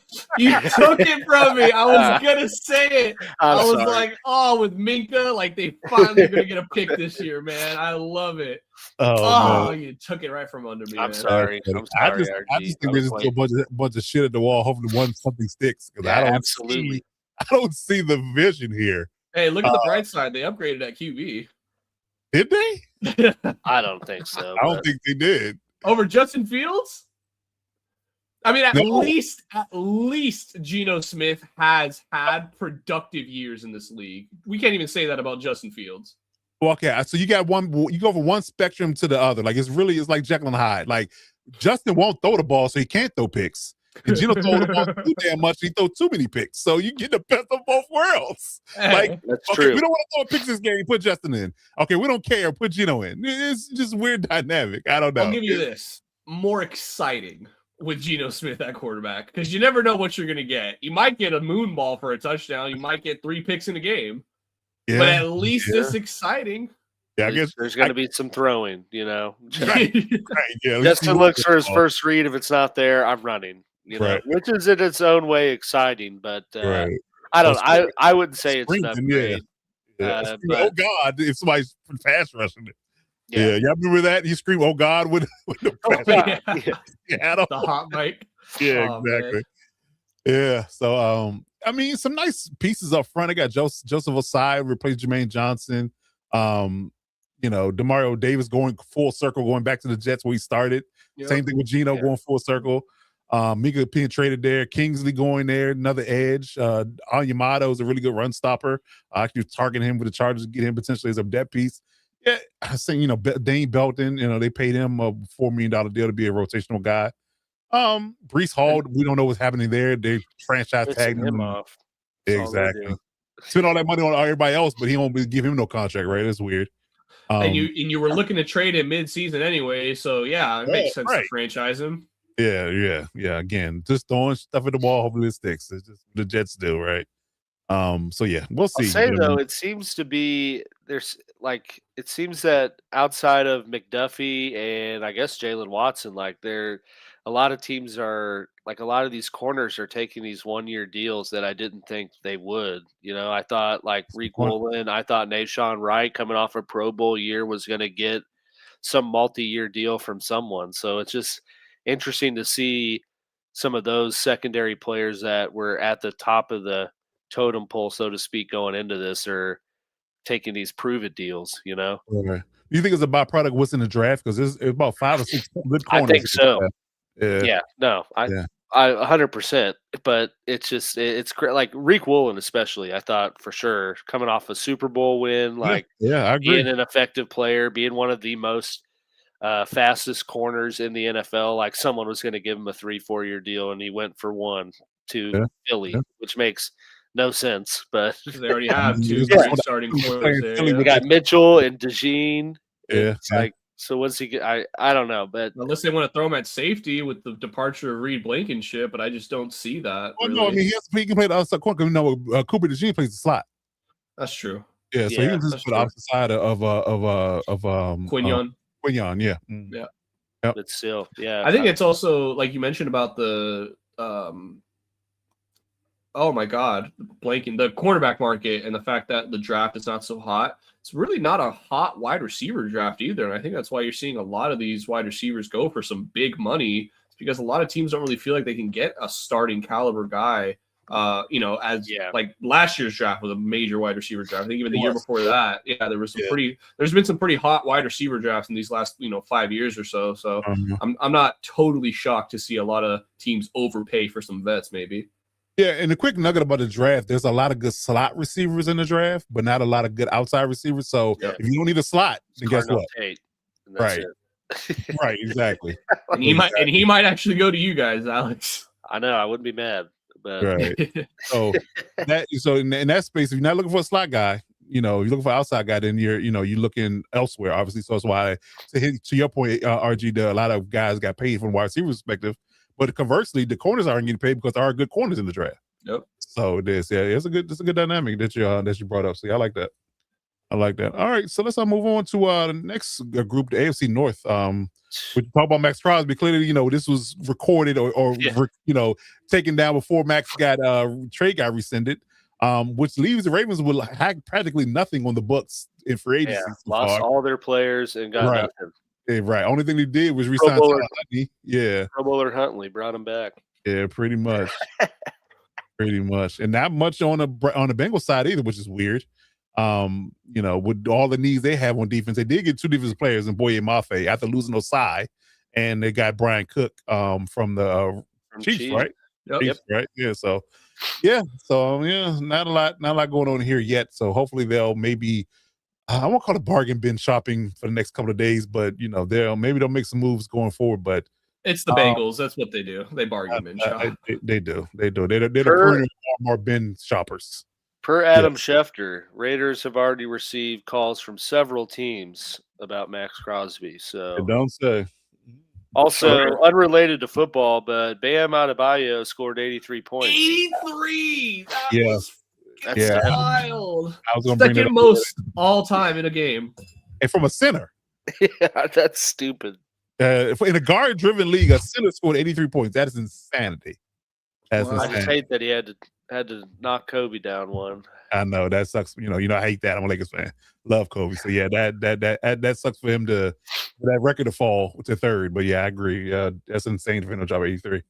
and especially in this league this year. Probably took the Angel Reese approach, just missed a lot of his own shots, got his own rebound, put it back. Right. But back the to football. Dating Asia Wilson, the benefit of dating Asia Wilson, you kind of rub us off for you, baby. Hey, I mean, it's working for him, whatever. In more ways than one. Exactly. True that. Indeed. Okay. Yeah, so I don't know. The Ravens and Bengals, kind of sitting pat and not doing much. I mean, well, and obviously, obviously the Ravens went into. You've been under a rock, Black Sun Media? Yeah, come on, man. We talked about at the top of the show. Crosby going back to the Raiders. The deal is off. His physical was failed. He's back on the plane already and going back to Vegas. No deal. But I mean, obviously, with the timing of the Crosby thing, the Ravens, we're going into the tampering period thinking they already were set. So I can't really knock them for not doing much because they spent a lot of capital to get Maxx Crosby, and then in the 11th hour it didn't work. So I'm excited to see how they pivot because there are still some pieces out there, as we mentioned.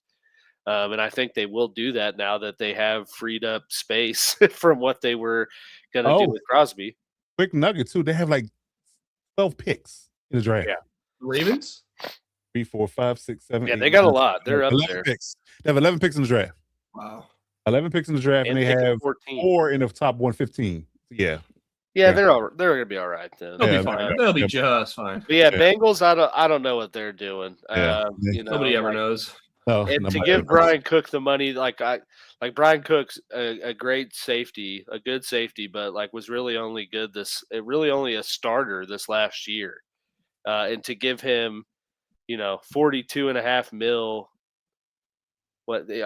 He's the highest paid safety out of this free agency group. That's crazy. That's a little bit of an overpay if you ask me, but yeah, I agree. Yeah. But again, I told y'all, man, I'm on this train and I'm not going to leave it. Joe Burrow is going to request a trade between now and the end of the season. It's going to happen. Trade or retire. One of them. Andrew Luck treatment, or I just want to be gone from y'all. I still want to play football. Yeah. But me and Jamar, we're out of here. I think there might be another quarterback in that same draft class who's not far behind him. Yeah, although, if I was the Bengals, I'd tell Joe Burrow, this is the bed you made, buddy. You took this money. Really. You wanted Jamar and T to get their monny. That's what we got to do. That's fair. But in the same vein, you still do nothing in the draft of noteworthiness to shore up the defense. That's true. Yeah. I don't know. Yes, it's rough in Cincinnati for sure. Rough being a Bengals fan. Oh man. So talking about even rougher times in Cleveland, obviously that's. Although I give them a lot of credit, they try. I think RG talked about this a little earlier, that they may be dysfunctional, but at least they try, because they definitely had every O-lineman on their starting list last year, all in free agency, and they retooled and replenished it in one offseason outside of one position. So when I got Zion Johnson, got Eldon Jenkins, got Tyus Howard in trade, re-signed Tevin Jenkins, so they got 4 out of 5 starters ready to roll, and then they'll just replace their left tackle most likely in the draft, and they'll be back in business with their new coach. What's the boy's name from the Ravens? Why am I blanking on his name too? Todd Monken. Yes, so Monken's going to be the new play caller / head coach in Cleveland. Who's going to be the quarterback though? Deshaun Watson, Shedeur Sanders? Hell no. Deshaun Watson should never start another game in this league unless he is the only quarterback on the roster that is healthy. What was that as a selling pitch for Monken to say that I can make Deshaun work? You could barely make Lamar work. Got a lot of money. MVP caliber player, and he was making you look good. He got you that head coaching job where you're at now. So I just don't think Deshaun Watson mentally, physically, emotionally. I mean, he got his money fully guaranteed. He's checked the hell out, man. Think so? And I don't blame him. Truly. I truly don't. Let me throw this nugget at you. And this might come to fruition if Kevin Stefanski fails at making Michael Penix a franchise starter. But for some reason, Kevin Stefanski has issues with mobile quarterbacks. Yeah. Maybe Tua will be good. Yeah. Possible.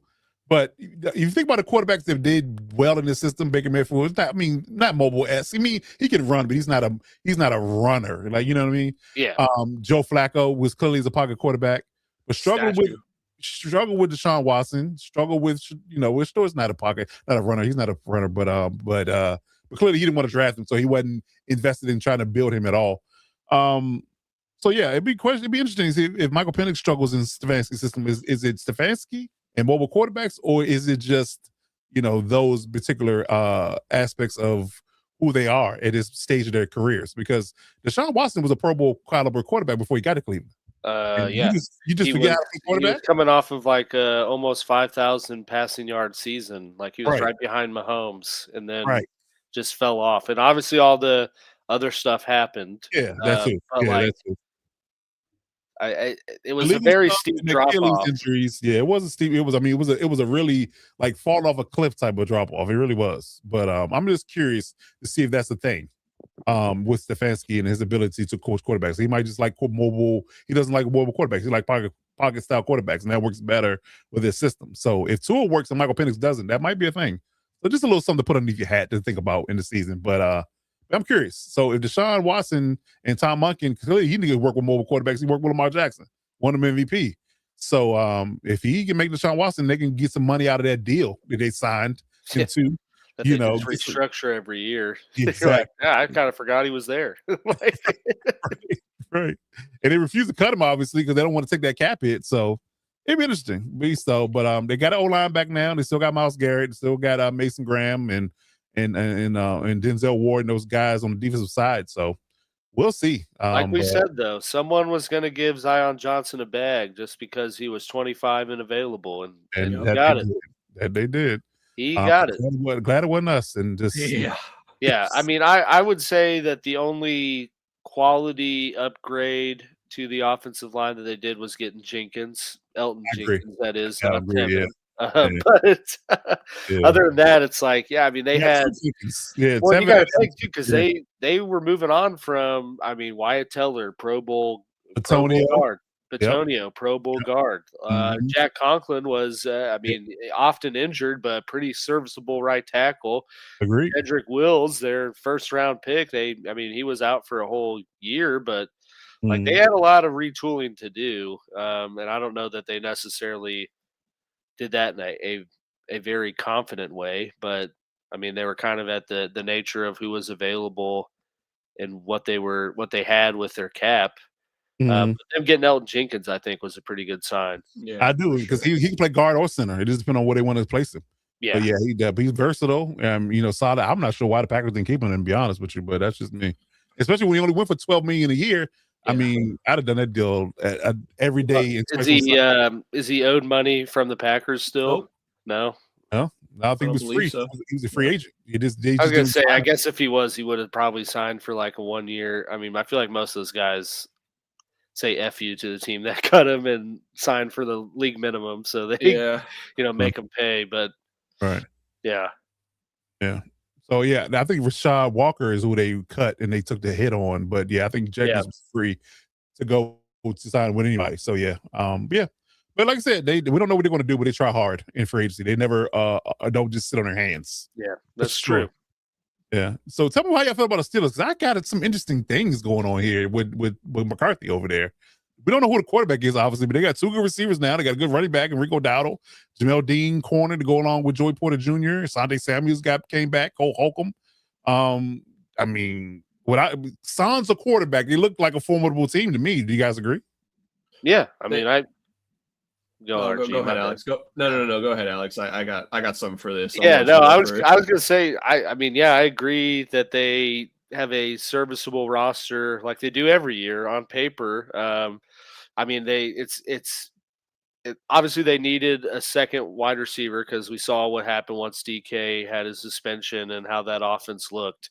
But it's like I feel like getting Michael Pittman Jr. is like getting the same type of receiver as DK, and it's like I don't know that that's really going to help their offense all that much, having two big-bodied guys on the outside that can't do much else, but catch contested balls that if it is Aaron Rodgers, he can't really throw all that well anymore anyways. But I mean, these moves obviously tell me that the Steelers are just unwilling to rebuild the right way. They just are always going to be aggressive. Yeah, just, be as aggressive as they think they can be to stay relevant, and that's all that matters to them. So they're going to keep doing it year in and year out, whether that's trading for someone and taking on their cap or, whatever. But they're just never going to reset it the right way. And I think that's probably why we saw Tomlin leave. Yeah, good point. Yeah, I'm right there with Alex, man. This is going to be a whole nother year of 9-8, 10-7, 8-9, somewhere around there. I just it's the same song and dance with the Steelers every year. To Alex's point, they refuse to retool in the appropriate way. They refuse to just have one season where, okay, maybe we don't win 8 games, maybe we only win 5 games, but we're actually in a position to draft a franchise quarterback because we haven't had one since Big Ben, and he retired back in 2018. I just don't know what the thought process is here. To your point, Coach, they've been kicking the can down the road for 8 years now. Yes, yeah. I'm pretty sure, right? Wasn't Kenny Pickett drafted in 2018? Wow, probably. I could totally be wrong about this, but I swear Big Ben retired in 2018. Let's see. Man. Kenny Pickett was drafted 2022. Oh, Jesus. All right. I was way off then. Damn, wait, Big Ben was playing during COVID? Why am I just totally blanking on this? It was COVID. It was, a lot of us playing with COVID, right? Yeah. Fair. When did Ben last play? When was his last year? 2021 season was his last year. So mind you, those last 2 seasons, he was a shell of himself, to be honest. Yeah, I was going to say, anyways.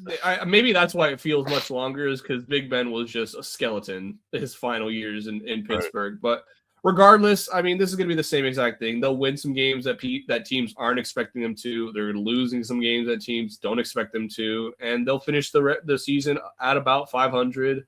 Maybe they'll make the playoffs. Maybe they won't. It's just the same thing with the Steelers. Yeah. Just keep this definition of insanity. Keep doing the same thing over and over again, expecting different results. The only way I could justify what they're doing is that, the AFC North in itself is pretty wide open, I'd say. Yeah, I would agree. You have a wild card with Minter in Baltimore. You do. The Browns are the Browns. Bengals are the Bengals. Bengals are the Bengals. So, I mean, you can't totally fault them for trying to stay competitive. And technically, they won the division last year, so I guess. Yeah. Yeah, it was just damn. What? Fair. Yeah. So what are they doing? Who's the quarterback? I mean, obviously it's Aaron Rodgers or I don't know. Will Howard. Kyler Murray, I guess. I don't know. That'd be interesting. If we got Kyler Murray with those receivers, that'd be interesting. That run game would be interesting. Okay. All right, then we'll see. We will. All right, let's forward over to the AFC South and talk about the Texans, who have been busy. Yeah. Real busy. And they just keep, they keep adding to this defense as if they needed anybody else. He re-signed Danielle Hunter. He brought back Sheldon Rankins, and brought back Naquan Jones. He re-signed MJ Stewart. And I think they just got another, while we were on the air, they got another defensive tackle in free agency.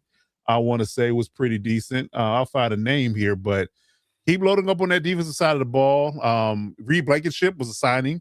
They added Braden Smith. It was a really good signing for them. They need O-line for sure. Yeah. Got another edge in Dominic Robinson, who was a rotational guy. So, yeah, so how y'all feel about the Texans today? It's Logan Hall from the Bucks they got on a 2-year deal. So they got Logan Hall. So they got nothing but depth on the interior on top of having those 2 dominant edge rushers. So what do y'all feel about the Texans today in regards to the AFC South competition? Similar to the Steelers, the Texans are on that same track, but they are obviously in a much better position than the Steelers were last year. This defense is yet again going to be top 3 in the league, top 2 in the league. Wouldn't be shocked if it was the best defense in the league by far. That's just what D'Amico Ryans puts out on tape. It's been the classic same thing with their D tackles. Rotate them in and out, let those edge rushers tee off whenever you get a little bit of a lead. and just keep that interior fresh to keep those edge rushers having success on the outside. So, I mean, this is literally only going to come down to C.J. Stroud. Yep. And what he's able to do with this offense. Sorry, Alex, I needed to take one from you because you took one from me earlier. Yeah, I know. But yeah, this entire season for the Texans, they could easily be Super Bowl contenders if Stroud shows us anything from his rookie year. If not, it might be another divisional round ceiling, just because the defense is good enough to get you there on its own. Yeah. Yeah, with drafting Ersery last year as their left tackle, and they retooled 3 linemen in this one. If they get one in the draft, they're going to have a whole brand new, fresh O-line to put behind C.J. Stroud, and maybe he can get his confidence back. Because I think that was a problem. His biggest problem was he just didn't trust his O-line, so that hurt his confidence in his ability to deliver the ball. Because again, he might be have the ability to run as well, but he wants to work from the pocket. Him and Bryce Young, they both are very athletic and really can be a dual threat type of quarterback, but they really want to deliver from the pocket. So having that confidence to be able to stand back there and, hit that back foot and make those throws is the thing. So I think that if he can get back to that, then he'll get back to his rookie year type of vibe. And yeah, I think they're going to be off and running. Again, the defense is going to keep you in ball games every single week. That is not, there's no question about that. So we just have to see. And they got Dave Montgomery as their, as a clear number 1 back with him and Woody Marks. I like that combo. And clearly those receivers are, top notch. Those Iowa State guys on top of having Nico Collins as your number 1. Dalton Schultz they brought back as their tight end. So they got all the pieces, man. No excuses. No. Yeah. I mean, we talk about Lamar having no excuses. CJ really don't, because he's on the last year of his rookie deal too. Yeah, it's time to deliver, sir. And you can tell, like, I think the money they're investing elsewhere tells you this is a make it or break it year for Stroud. Like they're gonna cut ties if it's the same song and dance. Yeah, that's a good point. But I mean, I think that Braden Smith, very impactful signing for them, and Reed Blankenship only makes their secondary even more unfair than it already was. It really does. You gonna line them up with Bullock, Petrie, and Blankenship as your 3 safeties? Oh God. Yeah, with the corners they have. With Singletary, it's like, or single, Yeah, I don't want to see it. Yeah, rough for anybody got to face the team. Is all I can really say. Yeah, but good luck though. Good luck for the Texans. All right, so let's talk about the Colts. A lot of this going on over here too. What else is new? Again, another wholly overpaid Batman for me and Silent Alec Pierce to 4 years, $116 million price tag is their number 1, who was their number 2 for the last 4 years, which I don't get. Transition tag on Daniel Jones at $37 million, trying to work out a long-term deal, and apparently he wants way more money than they're willing to give him, so that's a problem. I will give him credit for signing Arden Key to replace Kwity Paye, because Arden Key he can play. Yeah, Arden Key is a low key, he's a baller on the D line. But yeah, outside of that, I don't know what's going on in Indy, man. I really don't. They don't like it. And they don't have a first-round pick either. So no, they don't. You're right, because they traded for Sauce. Yep. They don't have a first-round pick this year or next year. Yeah. Damn. So it's scary hours in Indy right now. So they got to work something out with Daniel Jones, unfortunately. Yep. They got to.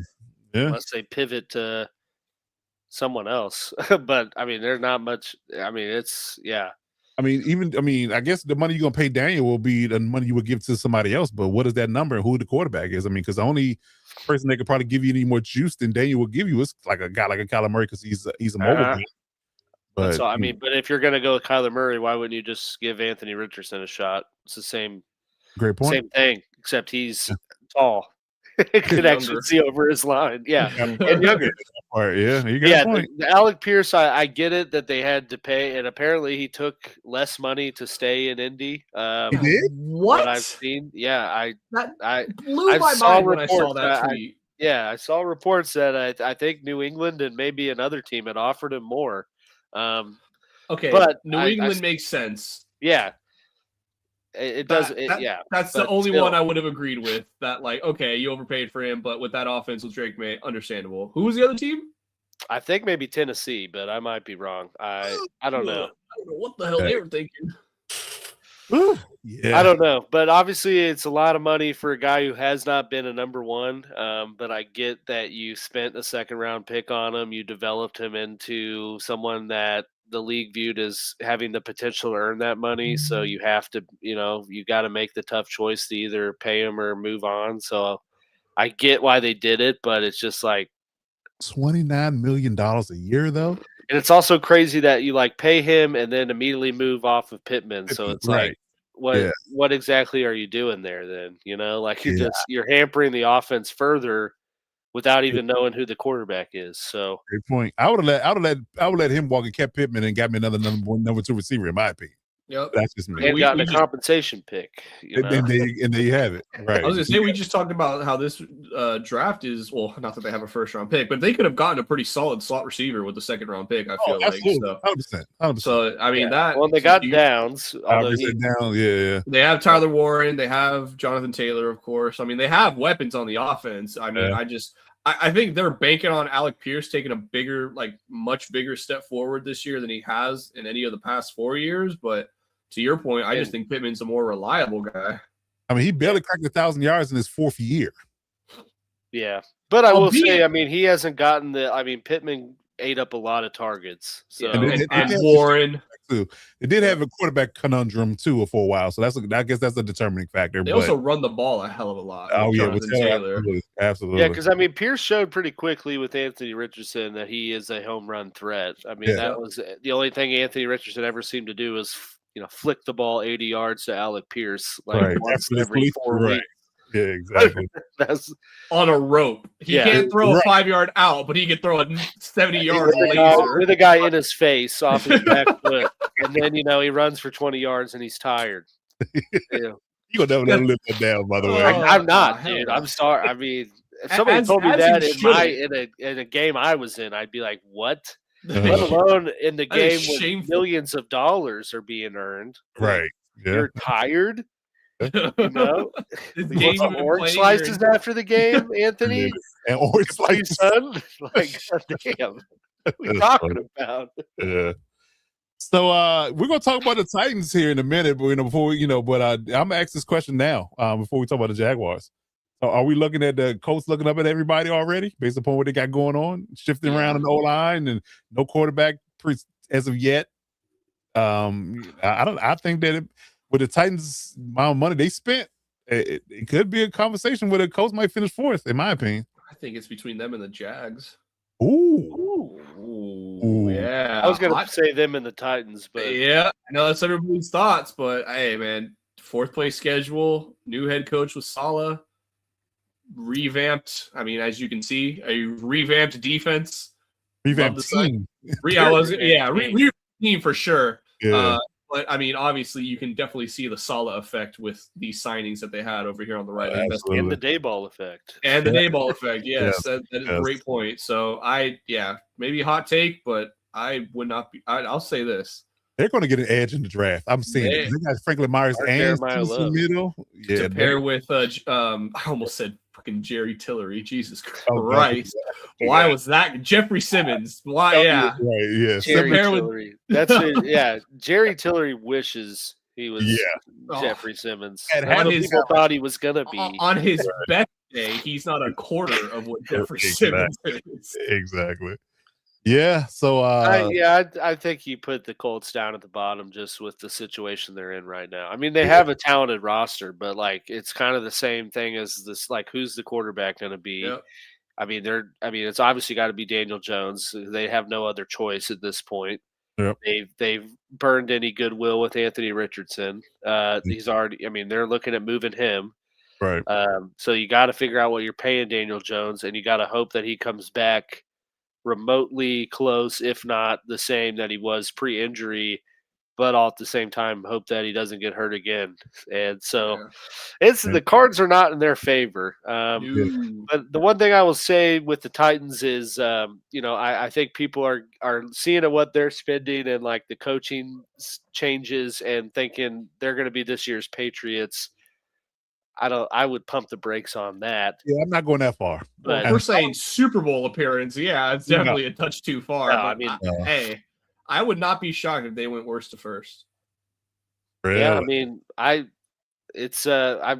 we'll see how Cam Ward looks, but they're obviously understanding, and I appreciate that they're wanting to build around him, not just kind of right. Move on. Because I mean, it's not like he had a very Promising. very promising rookie year. Right. But I think Titans teams in the past would see a quarterback with that type of rookie year, a la Malik Willis, and immediately start Pivot. finding a new option. So Yeah, I appreciate that they are doubling down to some degree and getting Saleh in, who can coach. I mean, can obviously coach a good team and build a culture. Yeah.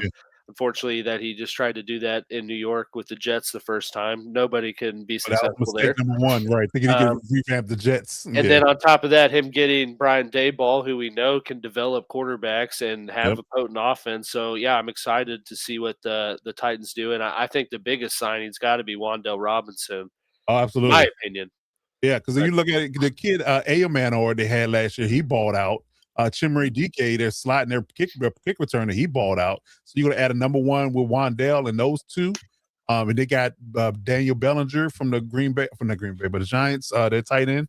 Yeah. They got some solid pieces. I mean, they might not be household names, but they got took the other Chiefs corner too. Right. They got Alontae Taylor, Cordell Flott, and they got Josh Williams. So they got their secondary revamped as well. So I would say though, I think Tennessee takes Jeremiah Love. Think they do it? I think they go edge, but they could. I mean, because you got Tony Pollard and who's the other guy? Actually, Tony Pollard wasn't actually half bad last year for as bad as the Titans were. Pollard actually had a pretty decent year. Now, I'm obviously not going to say he's Jeremiah Love, but to your point, Coach, I think they're better suited. And of course, with the addition of Robert Saleh, that they're probably going to go defense and probably edge rusher with their first overall. But they did trade for Jermaine Johnson too, so they do have that aspect of it. But I mean, if I'm doubling down on it, I'm getting two good edge rushers to go along with the two behemoths in the middle and just get after everybody. Make it easy, easy pickings for Cam to flourish in his offense, because if the defense is shutting you down, he gonna have more bites of the apple as far as getting the offensive going. And with Daboll calling plays, I think they're in their prime position to shock a lot of people this year and turn things around. I mean, I would argue that they could be at least above 500, maybe better if things go right. For sure. I'll say this too for the Titans and for Robert Saleh. You're talking about, putting faith in Cam Ward. I think Saleh's just happy to not have what he had in New York. Absolutely. Not have Zach Wilson. I think both of them are happy to be out of New York. I mean, the little bit of hair followers they had, they lost them all because they completely and all the stuff. Whole Cody Stamp is bald, as a matter of fact. So yeah. Well, and all the stuff that came out too, like Daboll wanted Cam Ward. He wanted them to trade up for Cam Ward. They tried to do it. Yeah. So for him to finally get to work with the guy he wants, I'm excited to see what that looks like. Yeah. But I'll tell you, I mean, at Tennessee at 4, I think it's edge rusher or Jeremiah Love. Like, they're not going offensive tackle. No. They're not doing it. I mean, they've already invested in that. They signed that guy from Pittsburgh and took J.C. Latham. So it's one of those two. Yeah, they got Skronsky in the middle. So yeah, they're set on O-line. I think they're going to do edge or running back for sure. For sure. And adding Jeremiah Love to that offense is going to make it just that much better too. So you can't go wrong. We're going to see who's got most influence in this first year. Is it Saleh or is it Daboll based on this first pick? I think it's going to be Saleh too, but we'll see. Daboll, he might be in his ear. I don't know, man. I mean, more running of the running backs though. They do love running backs. So more running of the ball, more time your defense is off the field.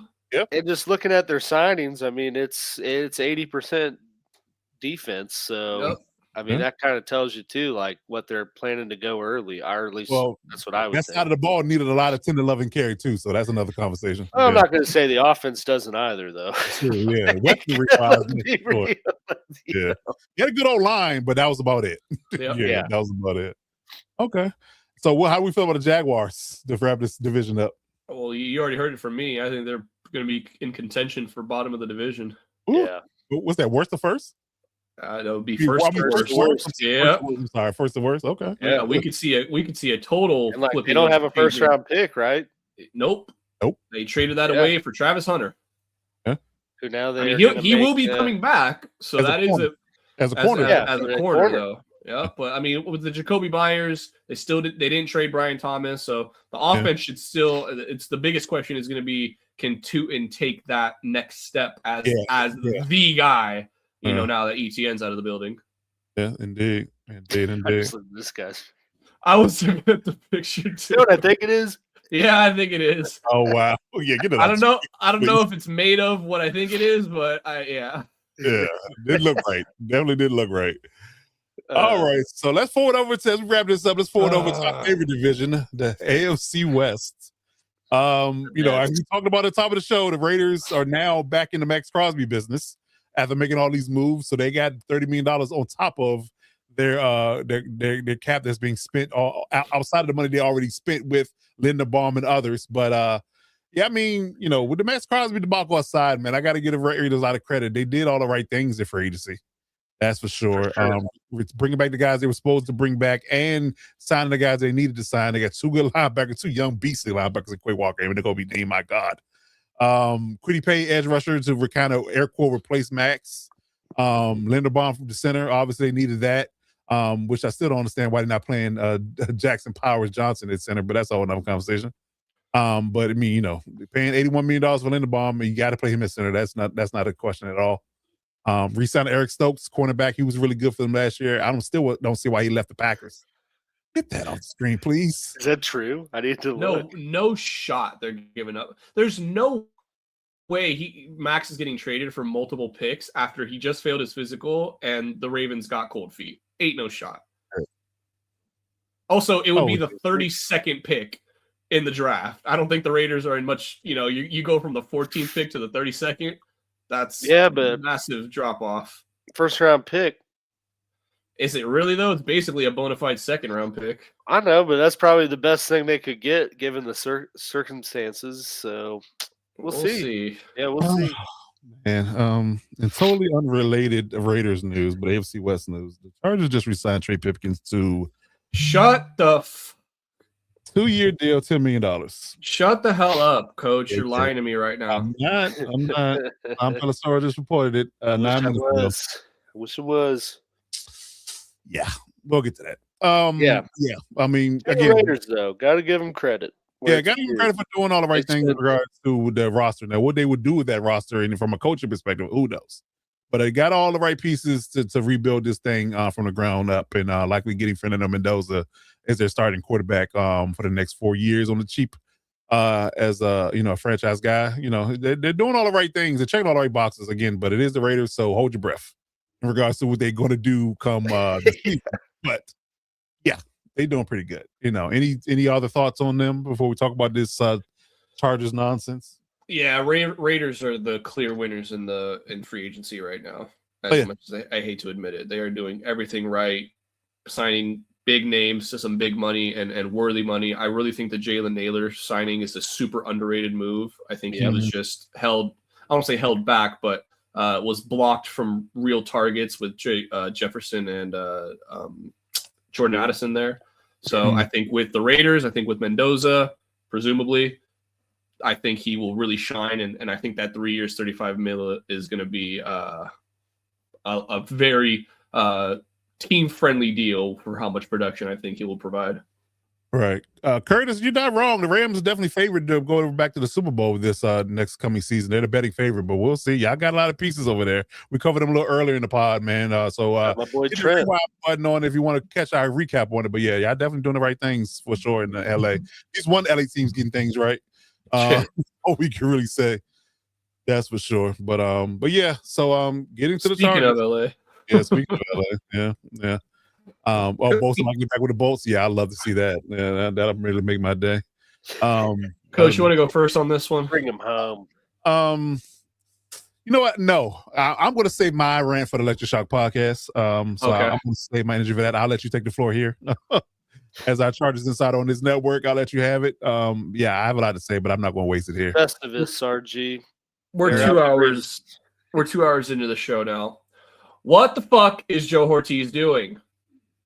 We don't know. I'm truly dumbfounded at what I'm seeing at the ineptitude of this front office. Clearly, they do not give a shit about Justin Herbert, and I apologize for the curses, but this is bullshit. Just under $100 million in cap space, and you did nothing with it. Absolutely nothing. You brought in Tyler Biotish. Cool. Yeah. Literally any center you would have brought in would have been an upgrade over Bradley Bozeman last year because he was the worst ranked center in the league. Cool. You get a replacement on him. Fine. You bring in a backup tight end to a 3-year, $24 million with $24 million deal with 17 guaranteed. Basically a bona fide blocker, which is what he is. He's the best blocking tight end, quote unquote, in the league. Yeah. Shocker, another guy from Baltimore, who that seems to be the only team you care to acquire from or trade with, Ortiz. Yeah. And a fullback, cool. That doesn't do anything for me. But he was with McDaniels in Miami, so whatever. We'll accept that. Well, I mean, I like that move because it was way better than having Tucker Fisk or Scott Matlock block. Fair. Yeah. Totally fair. Yeah. At a position of importance that's probably last, and it's probably behind kicker if we're being honest. Yeah. But whatever. Cool. You shored that up. Your only other move to fix the interior line was to sign a full practice squad turned starter in Cole Strange, giving him $9 million guaranteed. This dude was on a practice squad a couple years ago. Last year. Last year. Excuse me, last year. Last year, yeah. And you let Owe walk. And granted, for that money, I would have let him walk as well. Yeah. You let Zion walk, which again, for that money, I would have let him walk as well. And you did what? You brought back Tier Tart. Cool. That was way before this offseason even started. So fine. You brought back Khalil Mack. That was pretty much expected. It was either he was going to retire or we're going to bring him back. And then you re-signed Trevor Penning and now Trey Pipkins. Like, we saw how awful that interior O-line was last year. Why on God's green earth, with all that money, did you do absolutely nothing? You didn't get one of the top 2 guys at any of those positions. And you easily, the one that blew my mind the most was Elton Jenkins from the Packers. $12 million a year, I would have done that in a heartbeat. The minute he got released, I would have been on the phone with his agent flying him out there. Yeah. Because, fine, you overpay him a little bit because of California taxes. Big whoop. I'm A-okay with that. I would have been A-okay giving him $15 million a year. Easy. He's a center and a guard. You can't beat that. Center and a guard. The 2 big positions you needed to fill. He's Pro Bowl center. Put him at guard either way. If Tyler Biotish goes down with an injury, because he did get hurt last year, you can throw Jenkins right in there to replace him. And he doesn't count against your comp pick formula that Ortiz loves so much because he got straight up released. So it really, I'm honestly, I'm so pissed off right now at the ineptitude we're seeing. And there's still some guys out there that we can sign that I would be okay with. But the damage has been done. No big moves made in the first 2 days of free agency. And for a team that needed to make moves and for a team that has failed its star quarterback at every turn so far, minus the hiring of Jim Harbaugh, I'm truly at a loss. And it's moments like these where I really think like, damn, man, we are a fucking dysfunctional franchise because we just can't we just can't get it right when it's right there in front of us. It's there to be had, and we just sit on our hands and go bargain basement hunting again. Yeah, because even if Pennings and Strange and Pipkin are backups or rotational guys, they're not great rotational guys. No. I mean, you put them in the same vein, the same conversation as your Bobby Hart, your Austin Deculus, who were all horrible last year. I just don't understand the idea or the ideology behind it. And I'll say this here now, and I'll say it here, and I'll probably repeat it again on the next shot. I really believe that the ownership is the issue here. Like, I really believe that it's a money thing Because if you dig deep into the weeds of contracts, like, as me, the prototypical nerd does, I really, get deep into why things happen. You have to have cash on hand to pay people. And on top of the fact that you're in California. So you're going to overpay more so in California than you're going to do in Miami. Prime example, because there's no state tax in Miami versus the taxes being ridiculously high in California. So you're going to overpay a little bit. And you have to have cash on hand to pay guarantees. And most people, including Tony Jefferson, who said on Twitter today, go check it out, that they offered him a contract, but there was no guarantees in it. And he was not signing that. It's his own words, not mine. And that's any player in this society's NFL is not going to play on a contract with no guarantees. Because you can be cut at the drop of a hat and you have no money to show for it. So, and if the Spanos family wants to pay people on contracts and not giving the guaranteed money for real, then you're not serious about winning. You're just not. And we've seen it happen over the course of my fandom. I see them squander Drew Brees' early stardom and let him walk in free agency and go win a Super Bowl. You see him squander Phillip Rivers' whole career, not supporting him properly. The moment you get to the cusp of getting to the point where you could compete for a Super Bowl, you fire the coach that got you there.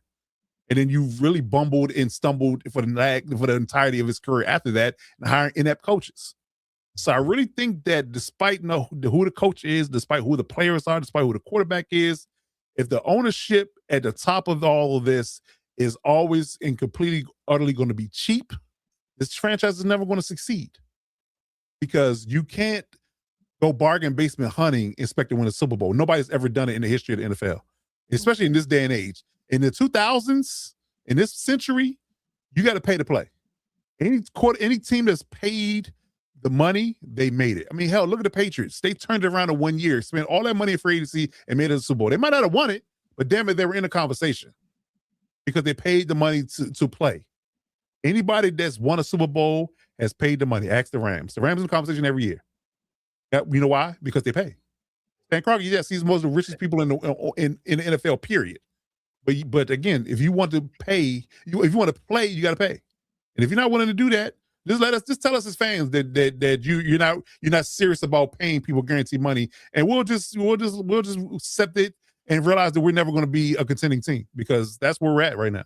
Yeah, pull in Art Moreno from the Angels, who just blatantly came out and said that winning is not a top 5 experience he wants to, or that he believes fans can experience. Because that's basically what you're telling us at this point. Right. You were gifted, Herbert, with the fact that the Dolphins were so inept and the ownership was so stupid at thinking that Tua was a better quarterback than him. Yep.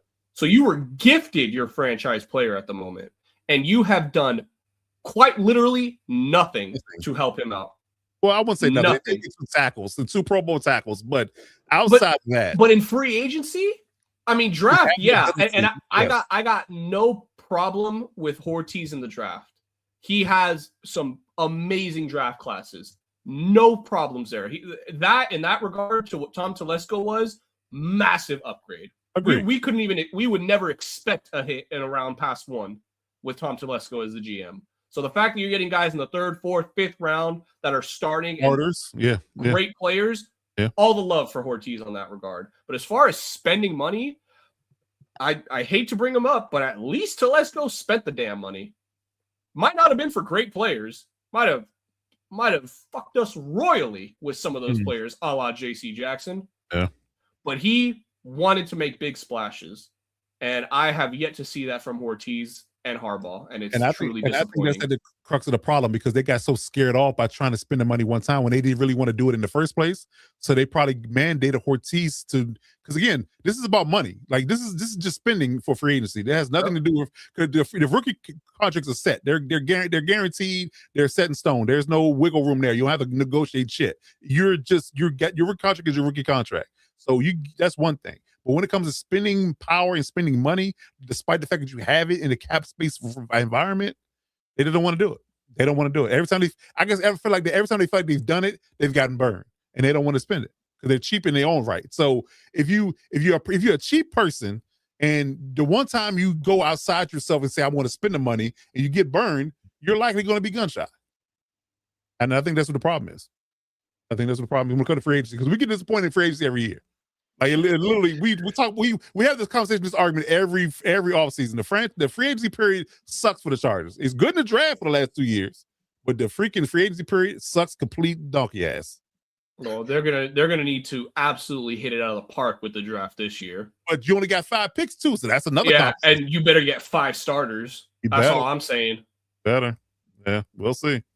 But that's enough of our soapbox rant on the Chargers. We've been doing this all day, so we had to get our energy off in some manner. But get them the hell off my screen. I'm sorry. We're talking about teams that actually win and compete. The Broncos and the Chiefs, right? So Alex, please take it away in regards to what y'all did. Of course, your big signing was Kenneth Walker and getting that run game back on track. So tell us how you feel about your moves on that side of the ball. Yeah, man. Honestly, like I said, polar opposite sentiments on my team with how you guys feel. The Chiefs have obviously lately been more susceptible to moving on from players and retooling in the draft and, signing little role playing type guys here and there, but not really making big splashes in free agency. So it was cool to see them, free up the cap space and cut ties with some guys that were kind of becoming liabilities, understand that they needed to buff up the running game, beef up the running back room, and make that a priority. And I truly do think that their initial plan was to take Jeremiah Love, and then he went and balled out in the combine and made it pretty obvious that he wasn't going to be there at 9. Honestly, pretty shocked that they were able to get Kenneth Walker just with the hype that was coming into this free agency period. I thought for sure he would get a little more lucrative contract elsewhere, but I love that signing. I think that he is the exact type of back that fits what Andy Reid likes to do with running backs. I mean, he is also very effective in the pass catching game. Andy Reid, as everyone knows, loves to do the screen game with running backs. Fun little stat about Kenneth Walker that I thought it really hammered home the importance of the signing. He had more 25-yard runs in one drive of the Super Bowl than the Chiefs had all last season. All of their running backs had all last season combined. So that's not saying much because he had 2 and they've only had 1. And, it's actually saying a lot, but it's just good to see them, understand that problem and build up that running back room with Kenneth Walker. I do think they probably still, I don't think they're done. Whether that's signing someone else in free agency or taking a guy in day 2 of the draft. I like the Gillum signing, honestly, too, from losing Brian Cook. He's a very effective, at least grades well by PFF metrics, whatever you weigh that as, but be very effective pass coverage guy in the secondary. Tunga is a huge force in the run game, so I love that addition as well. On top of, bringing Travis Kelce back, did not retire, made sure, not that he was going to go anywhere, but good to work that out. I like bringing Taquan Thornton back into the mix. But the other areas of need that the Chiefs didn't really or haven't addressed yet are also, more of the plentiful ones in the draft. So I think, from a free agency standpoint, they're probably pretty much done. Maybe outside of a couple like 1-year bargain bin type guys here and there, but pieces. But I think, I think the rest of it's going to be implemented in the draft, but really hard to have issues with any of the signings that they've done or the money they gave out, honestly. So I feel good about that. As well as the fact that, Kenneth Walker's only 25. So comparing to the 2 that were available, Kenneth Walker and ETN, who's, going to be 28, I like the Kenneth Walker signing more. And it was one that, I tried to manifest and it worked, but I truly didn't. I thought he would go somewhere else and get a lot more money. So I'm glad that worked out for the Chiefs. I guess he wants to keep winning, going to a contending team versus going to somebody else that's going to run him into the ground, but he won't ever sniff the playoffs. That's a factor too. Yeah, they might run him into the ground, but for good reason. Right, exactly. And the fact that they brought back Eric Bieniemy to work with him on top of everything else, that's going to benefit him greatly, in my opinion. So I think there is a bang up signing for the Chiefs. I got to give him credit for that as well. I might be slightly overpaid for Loie Gilman in that space because we've got pretty good bird's eye view of him for the last 4 to 5 years, and I don't know if the $8 million tag with 15 guarantee was he played pretty well in Baltimore though. He did for half a season, but he didn't play that well. Period for us.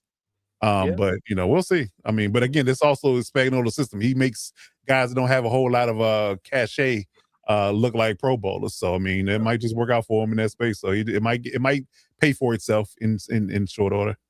We'll see. But I like the Tonga signing, lining him up with him and Chris Jones in the middle. So just make that run defense even harder to run against. Just why don't you just go ahead and do it? Yeah, go ahead and do it. And like I said, I mean, I think these signings kind of position the Chiefs to where they're not really hamstrung to one area of need in the draft, and they can kind of just see how the board falls. I like that. At least early, with that 9 pick, and I think like I said, if they were really trying to get Jeremiah Love with how it went, they were going to have to trade up, and I think they didn't want to have to do that.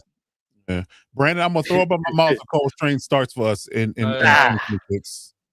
I really am. I might throw up for real. I'm not sure how we won't stay inside. I might just. Yeah, I'm gonna have a strange feeling in my stomach if he's starting on this. That's a fact. That's a fact. I would say, as an outsider looking in at the Chargers, since they have had Harbaugh, they have always had good drafts.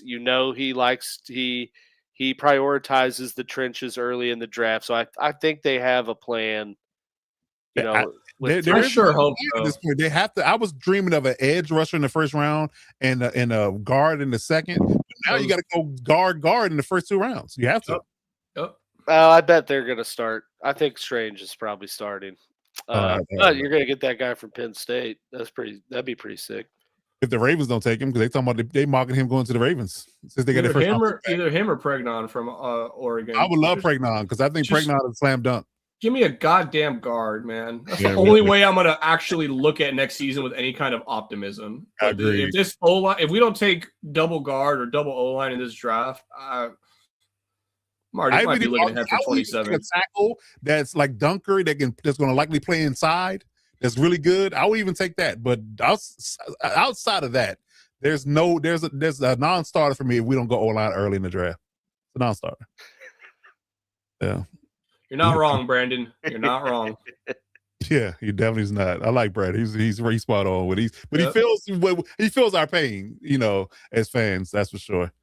But to wrap it up, man, so we can get up out of here. So let's talk about the Broncos real quick. They only just retained guys. They really didn't resign anybody. They didn't sign anybody for agency. So, what do you think their ceiling is? Looking at their free agency moves. I'll say wild card. Yeah. Yeah. The defense is going to take a massive step back with Franklin Myers leaving.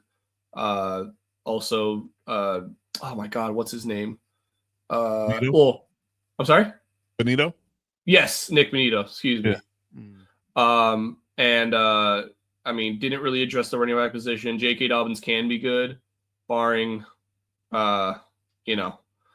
him getting injured again, and I knock on wood for him. So right. I say that very lightly, but I just don't know. Yeah, you could look at it as we were a field goal away from the Super Bowl. You could also look at it as we did absolutely nothing to get better, and everybody besides the Chargers in our division got better. So right. I think it's going to be a bit of a rude awakening, but I think that defense is still solid. They'll still be competitive. I think their ceiling is wild card game for sure. Okay, I like it. I'm here for it. Yeah, but I would say it's great. I'm here for a regression for the Broncos. Got it. Okay. But it's crazy that they were so aggressive last year, and then got to the AFC Championship game, and then we're just not. And obviously it's early, so anything could still happen. But it's just wild that a lot of reports that they were in on people and then lost out and just haven't done much at all. So okay, all right, good stuff, guys. All right, so real quick, I'm going to do a quick little rapid fire segment here. We're going to talk about guys that are still on the block and free agency. I'm going to give you one name per person per position. You tell me what your most likely destination is for them. All right, we're going to start with the quarterback position. So, AG, what do you think most likely destination is for Kyler Murray? Minnesota. Minnesota. Okay. All right. 100%. Okay. All right. So, RG, we got Aaron Rodgers. If he comes back, what is the most likely destination for him? Ayahuasca. My bad. You meant team? I did. The XFL. Oh, Yeah. A coaching opportunity somewhere. Oh, wow. Man, honestly, for Rodgers, Indy. And Indy? Why not? You got a great O-line, great running back, great tight end. Well, great play caller. Great play caller, newfound wide receiver one for whatever you think that's worth. That's a hot take right there. Why the hell not? To say hell with Daniel Jones is running with Aaron Rodgers for a year? Why not? Why is this a year? He'd be way cheaper. cheaper. $10 million practically. Yeah, that's not bad. It's not bad. Okay. All right. Okay. So let's talk about running backs then. So we got quite a few guys that's still out here. Veterans in their own right. One name that kind of intrigues me that he's out here. That hadn't gotten. I think he got a bad rap in a sense. Brian Robinson. Where do you think Brian Robinson lands? AG, where do you think he goes? What do you think most likely destination is for him? Somebody needs a running back. Man, I don't know. I could see. I could see a place like Denver, or someone that has a kind of a questionable. Because he is serviceable. I didn't understand why San Fran traded for him and then didn't use him just to let him walk. Right. But yeah, I think a place like that, or maybe like a Jacksonville, to be that secondary punch. Not bad, but obviously they're going to go with Tootin. Yeah. But yeah, I said a good one too. Yeah, I like Jacksonville for him. No one's gonna, obviously at this point, no one's gonna give him a chance to be the guy, but I think he's gonna end up on that, get like a Ken Gainwell, Rico Dowdle type deal, and just go be the 1B option in a place like that. I think those are all pretty good spots for him. I like it. Okay. So we got former Buccaneer Rachaad White, RG. Where do you think he goes? Shit, I would love for him to come to the Chargers, honestly. I agree. As a third, I think that would be a perfect running back trio there. Well, I would say I prefer Sean Tucker over him, but if I can't get Sean Tucker, I'll take White. That's fair. Yeah. I think Rachaad White with he's more of like a goal line guy. He can get you some big yards, and he's had some pretty big games in his career, but I think you like him a lot more in those short yardage situations, goal line situations. Yeah.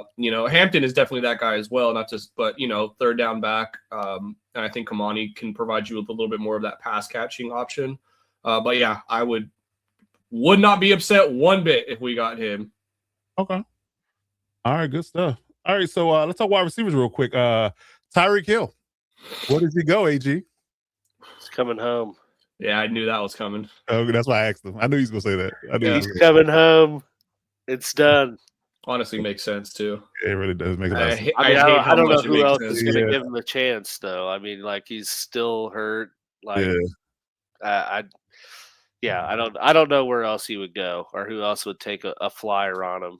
So that's what I'm gonna guess. They bring that little band back together to let Hill and Kelsey ride out into the sunset where it started.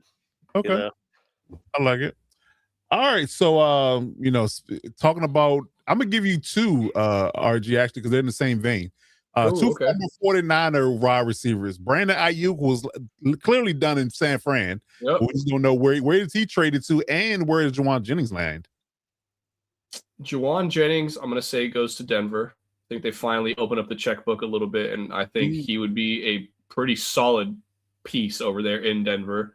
Definitely another good outside receiver to go along with Courtland Sutton. I like it. Yep, great after the catch, something that Sean Payton loves in his wide receivers. So, I think Denver would be a great place for him. To my demise, I would not want to see him in Denver, but I think it makes the most sense in my opinion. All right. And for Ricky Pearsall, I think he is good. I'm so sorry, Brandon Ayuk. I know I'm going other Niners wide receiver, huh? No, Brandon Ayuk, his most ideal spot is anywhere not in the state of California. Oh, okay. I think he will be good anywhere besides obviously the Niners, besides the Chargers. Debo's also out there too. He is out there. Yeah. But I would say I think Brandon Ayuk just needs to find a new place where he finds that motivation and love for the game again, because it's clearly not in San Fran. True. He said Pearsall. I was Damn, son, where'd you find this? What? Ah. Right. That's funny. All right. So tight ends, David Njoku and Dallas Goedert. Those are the two I got for you guys. So start with Njoku, AG. Who do you think Njoku lands? Man. I'm going to say the Jets. Wow. I don't know why. So but he's going to seems die. like a Jets move. Yeah, it just seems like a Jets move. Okay. Yeah, throw another piece of the wall. See why not? Yeah. Give David some money, you know? Right. Why not? Okay. So how about Dallas Goedert, RG? I think he goes back to Philly.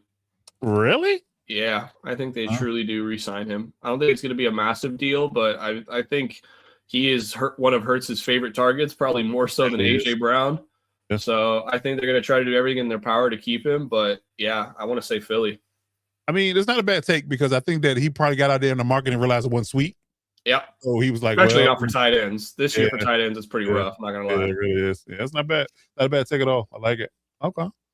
All right, good stuff. So let's talk about edge rushers real quick. Because the O-linemen are pretty much depleted at this point. Yeah. Outside of Taylor Decker, he's the only person that's any notoriety that's out Kevin here. Zeitler can provide a little bit of something too. But yeah, we long in the tooth though. So you talking? It's always a 1 year rental with him. Yep. Batonio obviously is another one. He's long in the tooth as well, 34.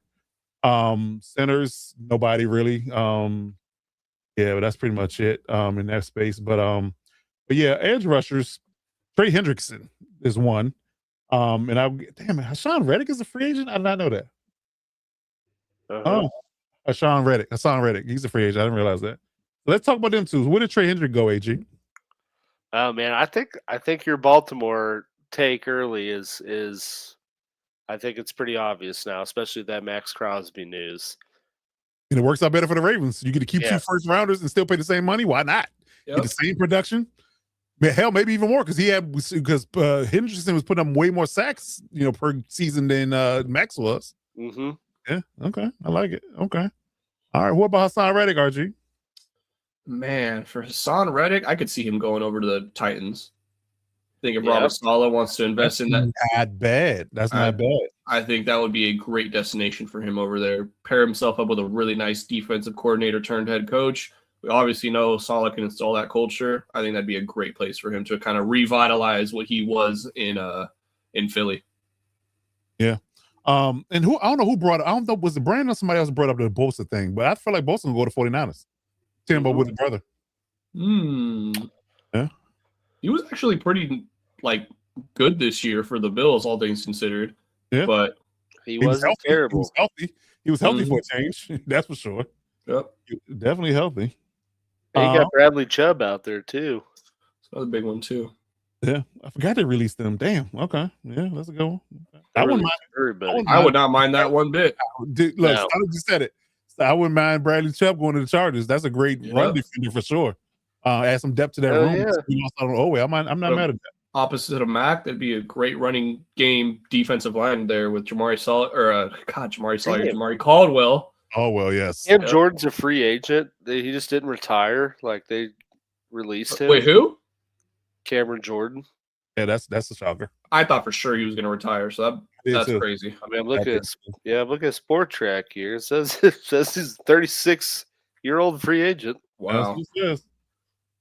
All right, so I'm gonna skip over interior D linemen because they're complete ass right now, as far as talent wise. Linebacker, I'm gonna do Drake Greenlaw and Bobby Okereke.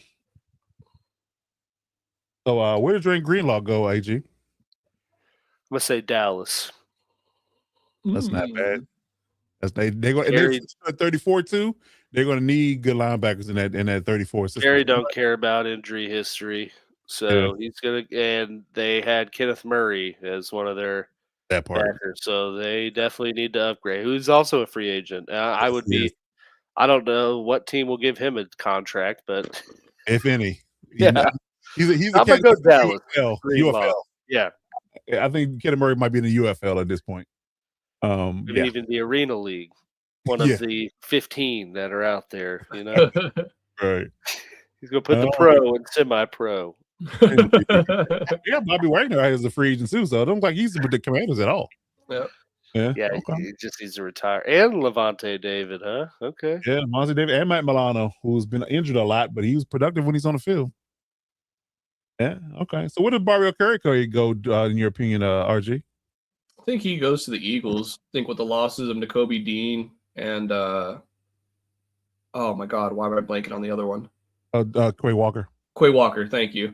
I think that he will provide some much needed reinforcement there. He's a solid linebacker. He's obviously not at the talent level as those two guys, but I think he'd be a nice piece to slot in with the departures of those two guys.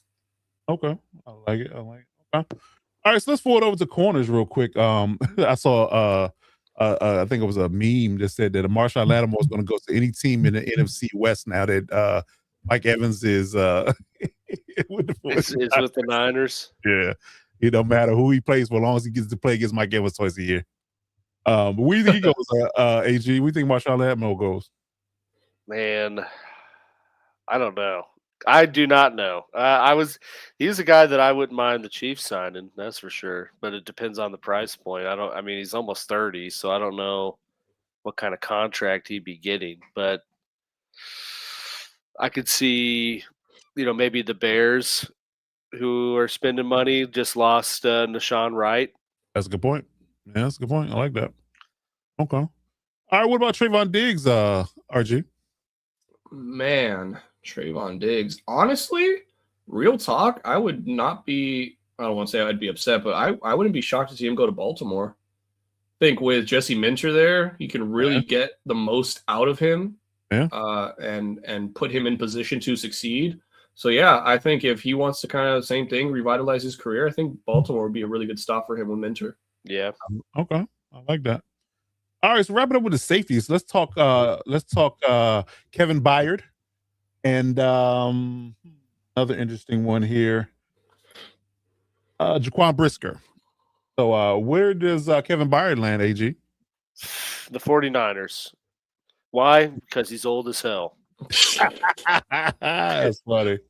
He's not wrong. I could see him maybe going to like Buffalo, somewhere cheap. Yeah, because he's going to be cheap. Yeah. At whatever. What is he, like 33? 32. Almost 32 and a half. So, yeah, 32 and a half, right. Yeah, I could see Buffalo. I mean, they need some safety help. That they do for sure. Okay. All right. So where did Jaquan Brisker go, RG? Man, this is a tough one, but I'm gonna say he hops over to a division rival from the Bears and goes to the Vikings. Ooh. When Harrison Smith gone, that makes a lot of sense. Yep, nice replacement there. He was a highly drafted player, 48th overall, so they got him in the second round. Yes, Brandon, please. Honestly, yes. I would take anything at this point. Anything. Yes. Anything. But you guys are gonna get Taysom Hill, all right? It's gonna be awesome. Oh, I wish I could flip you off, Alex. I wish I could flip you off so bad right now. I have another fullback 2 on the roster. A hot take for a tight end the Chargers will sign, Darren Waller. Jesus. Why? Because Mike McDaniels could be hey, I had him in Miami. Yeah, not with Gadsden. I pray to God McDaniels looking at Gadsden like, I can work wonders with you. That's a younger, tall version of Darren Waller, less injury prone. Yep. Yeah, I definitely agree with that.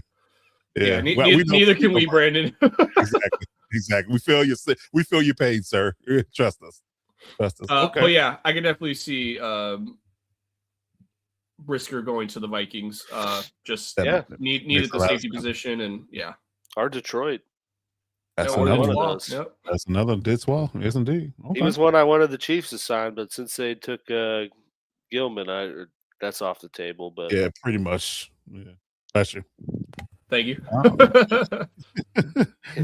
All right. So yeah, man. So that is our free agency wrap up. That is our Maxx Crosby news. That is our predictions for the free agency period going forward for the rest of the week. If you need to reach us at any pace and time, and we want to give a quick shout out to our Patreon page where we do exclusive NFL content over there. It is live, uncut, and unfiltered. So please sign up for the Patreon today if you can. If you're so inclined, you will get exclusive content over there that you don't see on YouTube. It is definitely heavy hitting. If you want to sign up for the 7-day free trial just to kind of get a feel of what's going on, get a lay of the land, please do so. But I promise you, once you get through the 7-day trial, you will want to stay for the whole gambit of everything that we do, everything we cover. You get all our YouTube content early. You get all our exclusive content, our Hit Squad of filter shows, our ref analysis segments, and everything in between. So anything we do exclusive content for Patreon, you will get it first and get it exclusively over there and nowhere else. So please sign up for the Patreon today. And if you're looking for the Hit Squad in any space and time, our Commanders Insider, Coach Mike Dubb, Alex Gibbs, our Chiefs Insider, or Robert Garcia, our Chargers Insider, please hit them up on socials and then in their space and their time. If you have any questions regarding their teams, and if you have any general questions for the Lockdown Defense Sports Network, hit us up on our socials, Lockdown Defense Sports in most genres. Please hit that subscribe button on the YouTube channel. You let the algorithm know we're doing big things out here to help our podcast movement. And hit us up on socials if you have any questions for NFL, for any of our analysts, or just general questions that we can get answers for you. We'll be glad to assist you, man. But yeah, that's going to do it for us this week, man. In regards to offseason blitz coverage, we'll be covering everything going forward, man. We're here to stay. The Chiefs video for the free agency is going to come out Thursday, and the Chargers will come out Friday. We'll break that down in depth, as we always do, and cover our teams, as well as getting to our new normal NFL content spaces. So please look out for that. Like I said, turn the notification bell on for every channel that we support, so not miss an upload that we do in our spaces for the Lockdown Defense Sports Network. And we appreciate everybody that's been holding us down. We've had 50 people holding us down for the entirety of this 2.5 hours. So we appreciate the love and the support, man. And we're going to be here. And let us know your feedback, man. Drop us some comments on the YouTube channel on the video, and let us know what you want to see on the network as well, and we'll try to cover that as well for you in regards to NFL content, man. So we love the feedback, we love to get engaged with our fans, and we love to do things that people want to see. So that's what we're here for. So but any final thoughts, gentlemen, before we get up out of here? Wake the fuck up, Ortiz. That's my final thought. Really hammer it home. Yeah, I'm pissed, man. Put a cherry on top of that, a pissed off cake. I get it. I get it. I'll just tell you, dude, the light is always darkest just before the dawn. All right. Listen, I told him early, and I'll say it again over here. I said, as the Chargers have a really bad habit of feeding us hope to poison our souls. They really do. Shout out to the Bane from Batman. You just feed us hope to poison our souls. And we get disappointed every time, but that's where we're at. So, unfortunately. But, hopefully things will get better, but I'm not optimistic, as Brandon talked about earlier. We'll see. We're very frustrated at this point. Still some big names out there, though. Excited to see how the final dominoes fall. Yeah, so we're in the second wave of free agency. We'll see how things go. But them signing Trey Pipkins doesn't give me pause. That gives me pause. It doesn't make me feel good at all. Oh yeah, doesn't make me feel good at all. But we'll see. But yes, but that's our time. We appreciate everybody rolling with us through the off-season blitz this episode, and we'll be back this throughout the week covering the content in our spaces. So like I said, be on the lookout for all our content dropping this week, and we'll be back as always with our live show coming up. Probably getting more towards draft time. We'll probably get into some mock drafts here shortly in the next week or so. So look out for that. But that's going to do it for us, man. So for young RG, Robert Garcia, real AG, Alex Gibbs, I'm Coach Defense, man. Until we see you next time, you got to do one thing, and one thing well. You got to step up to lock it down.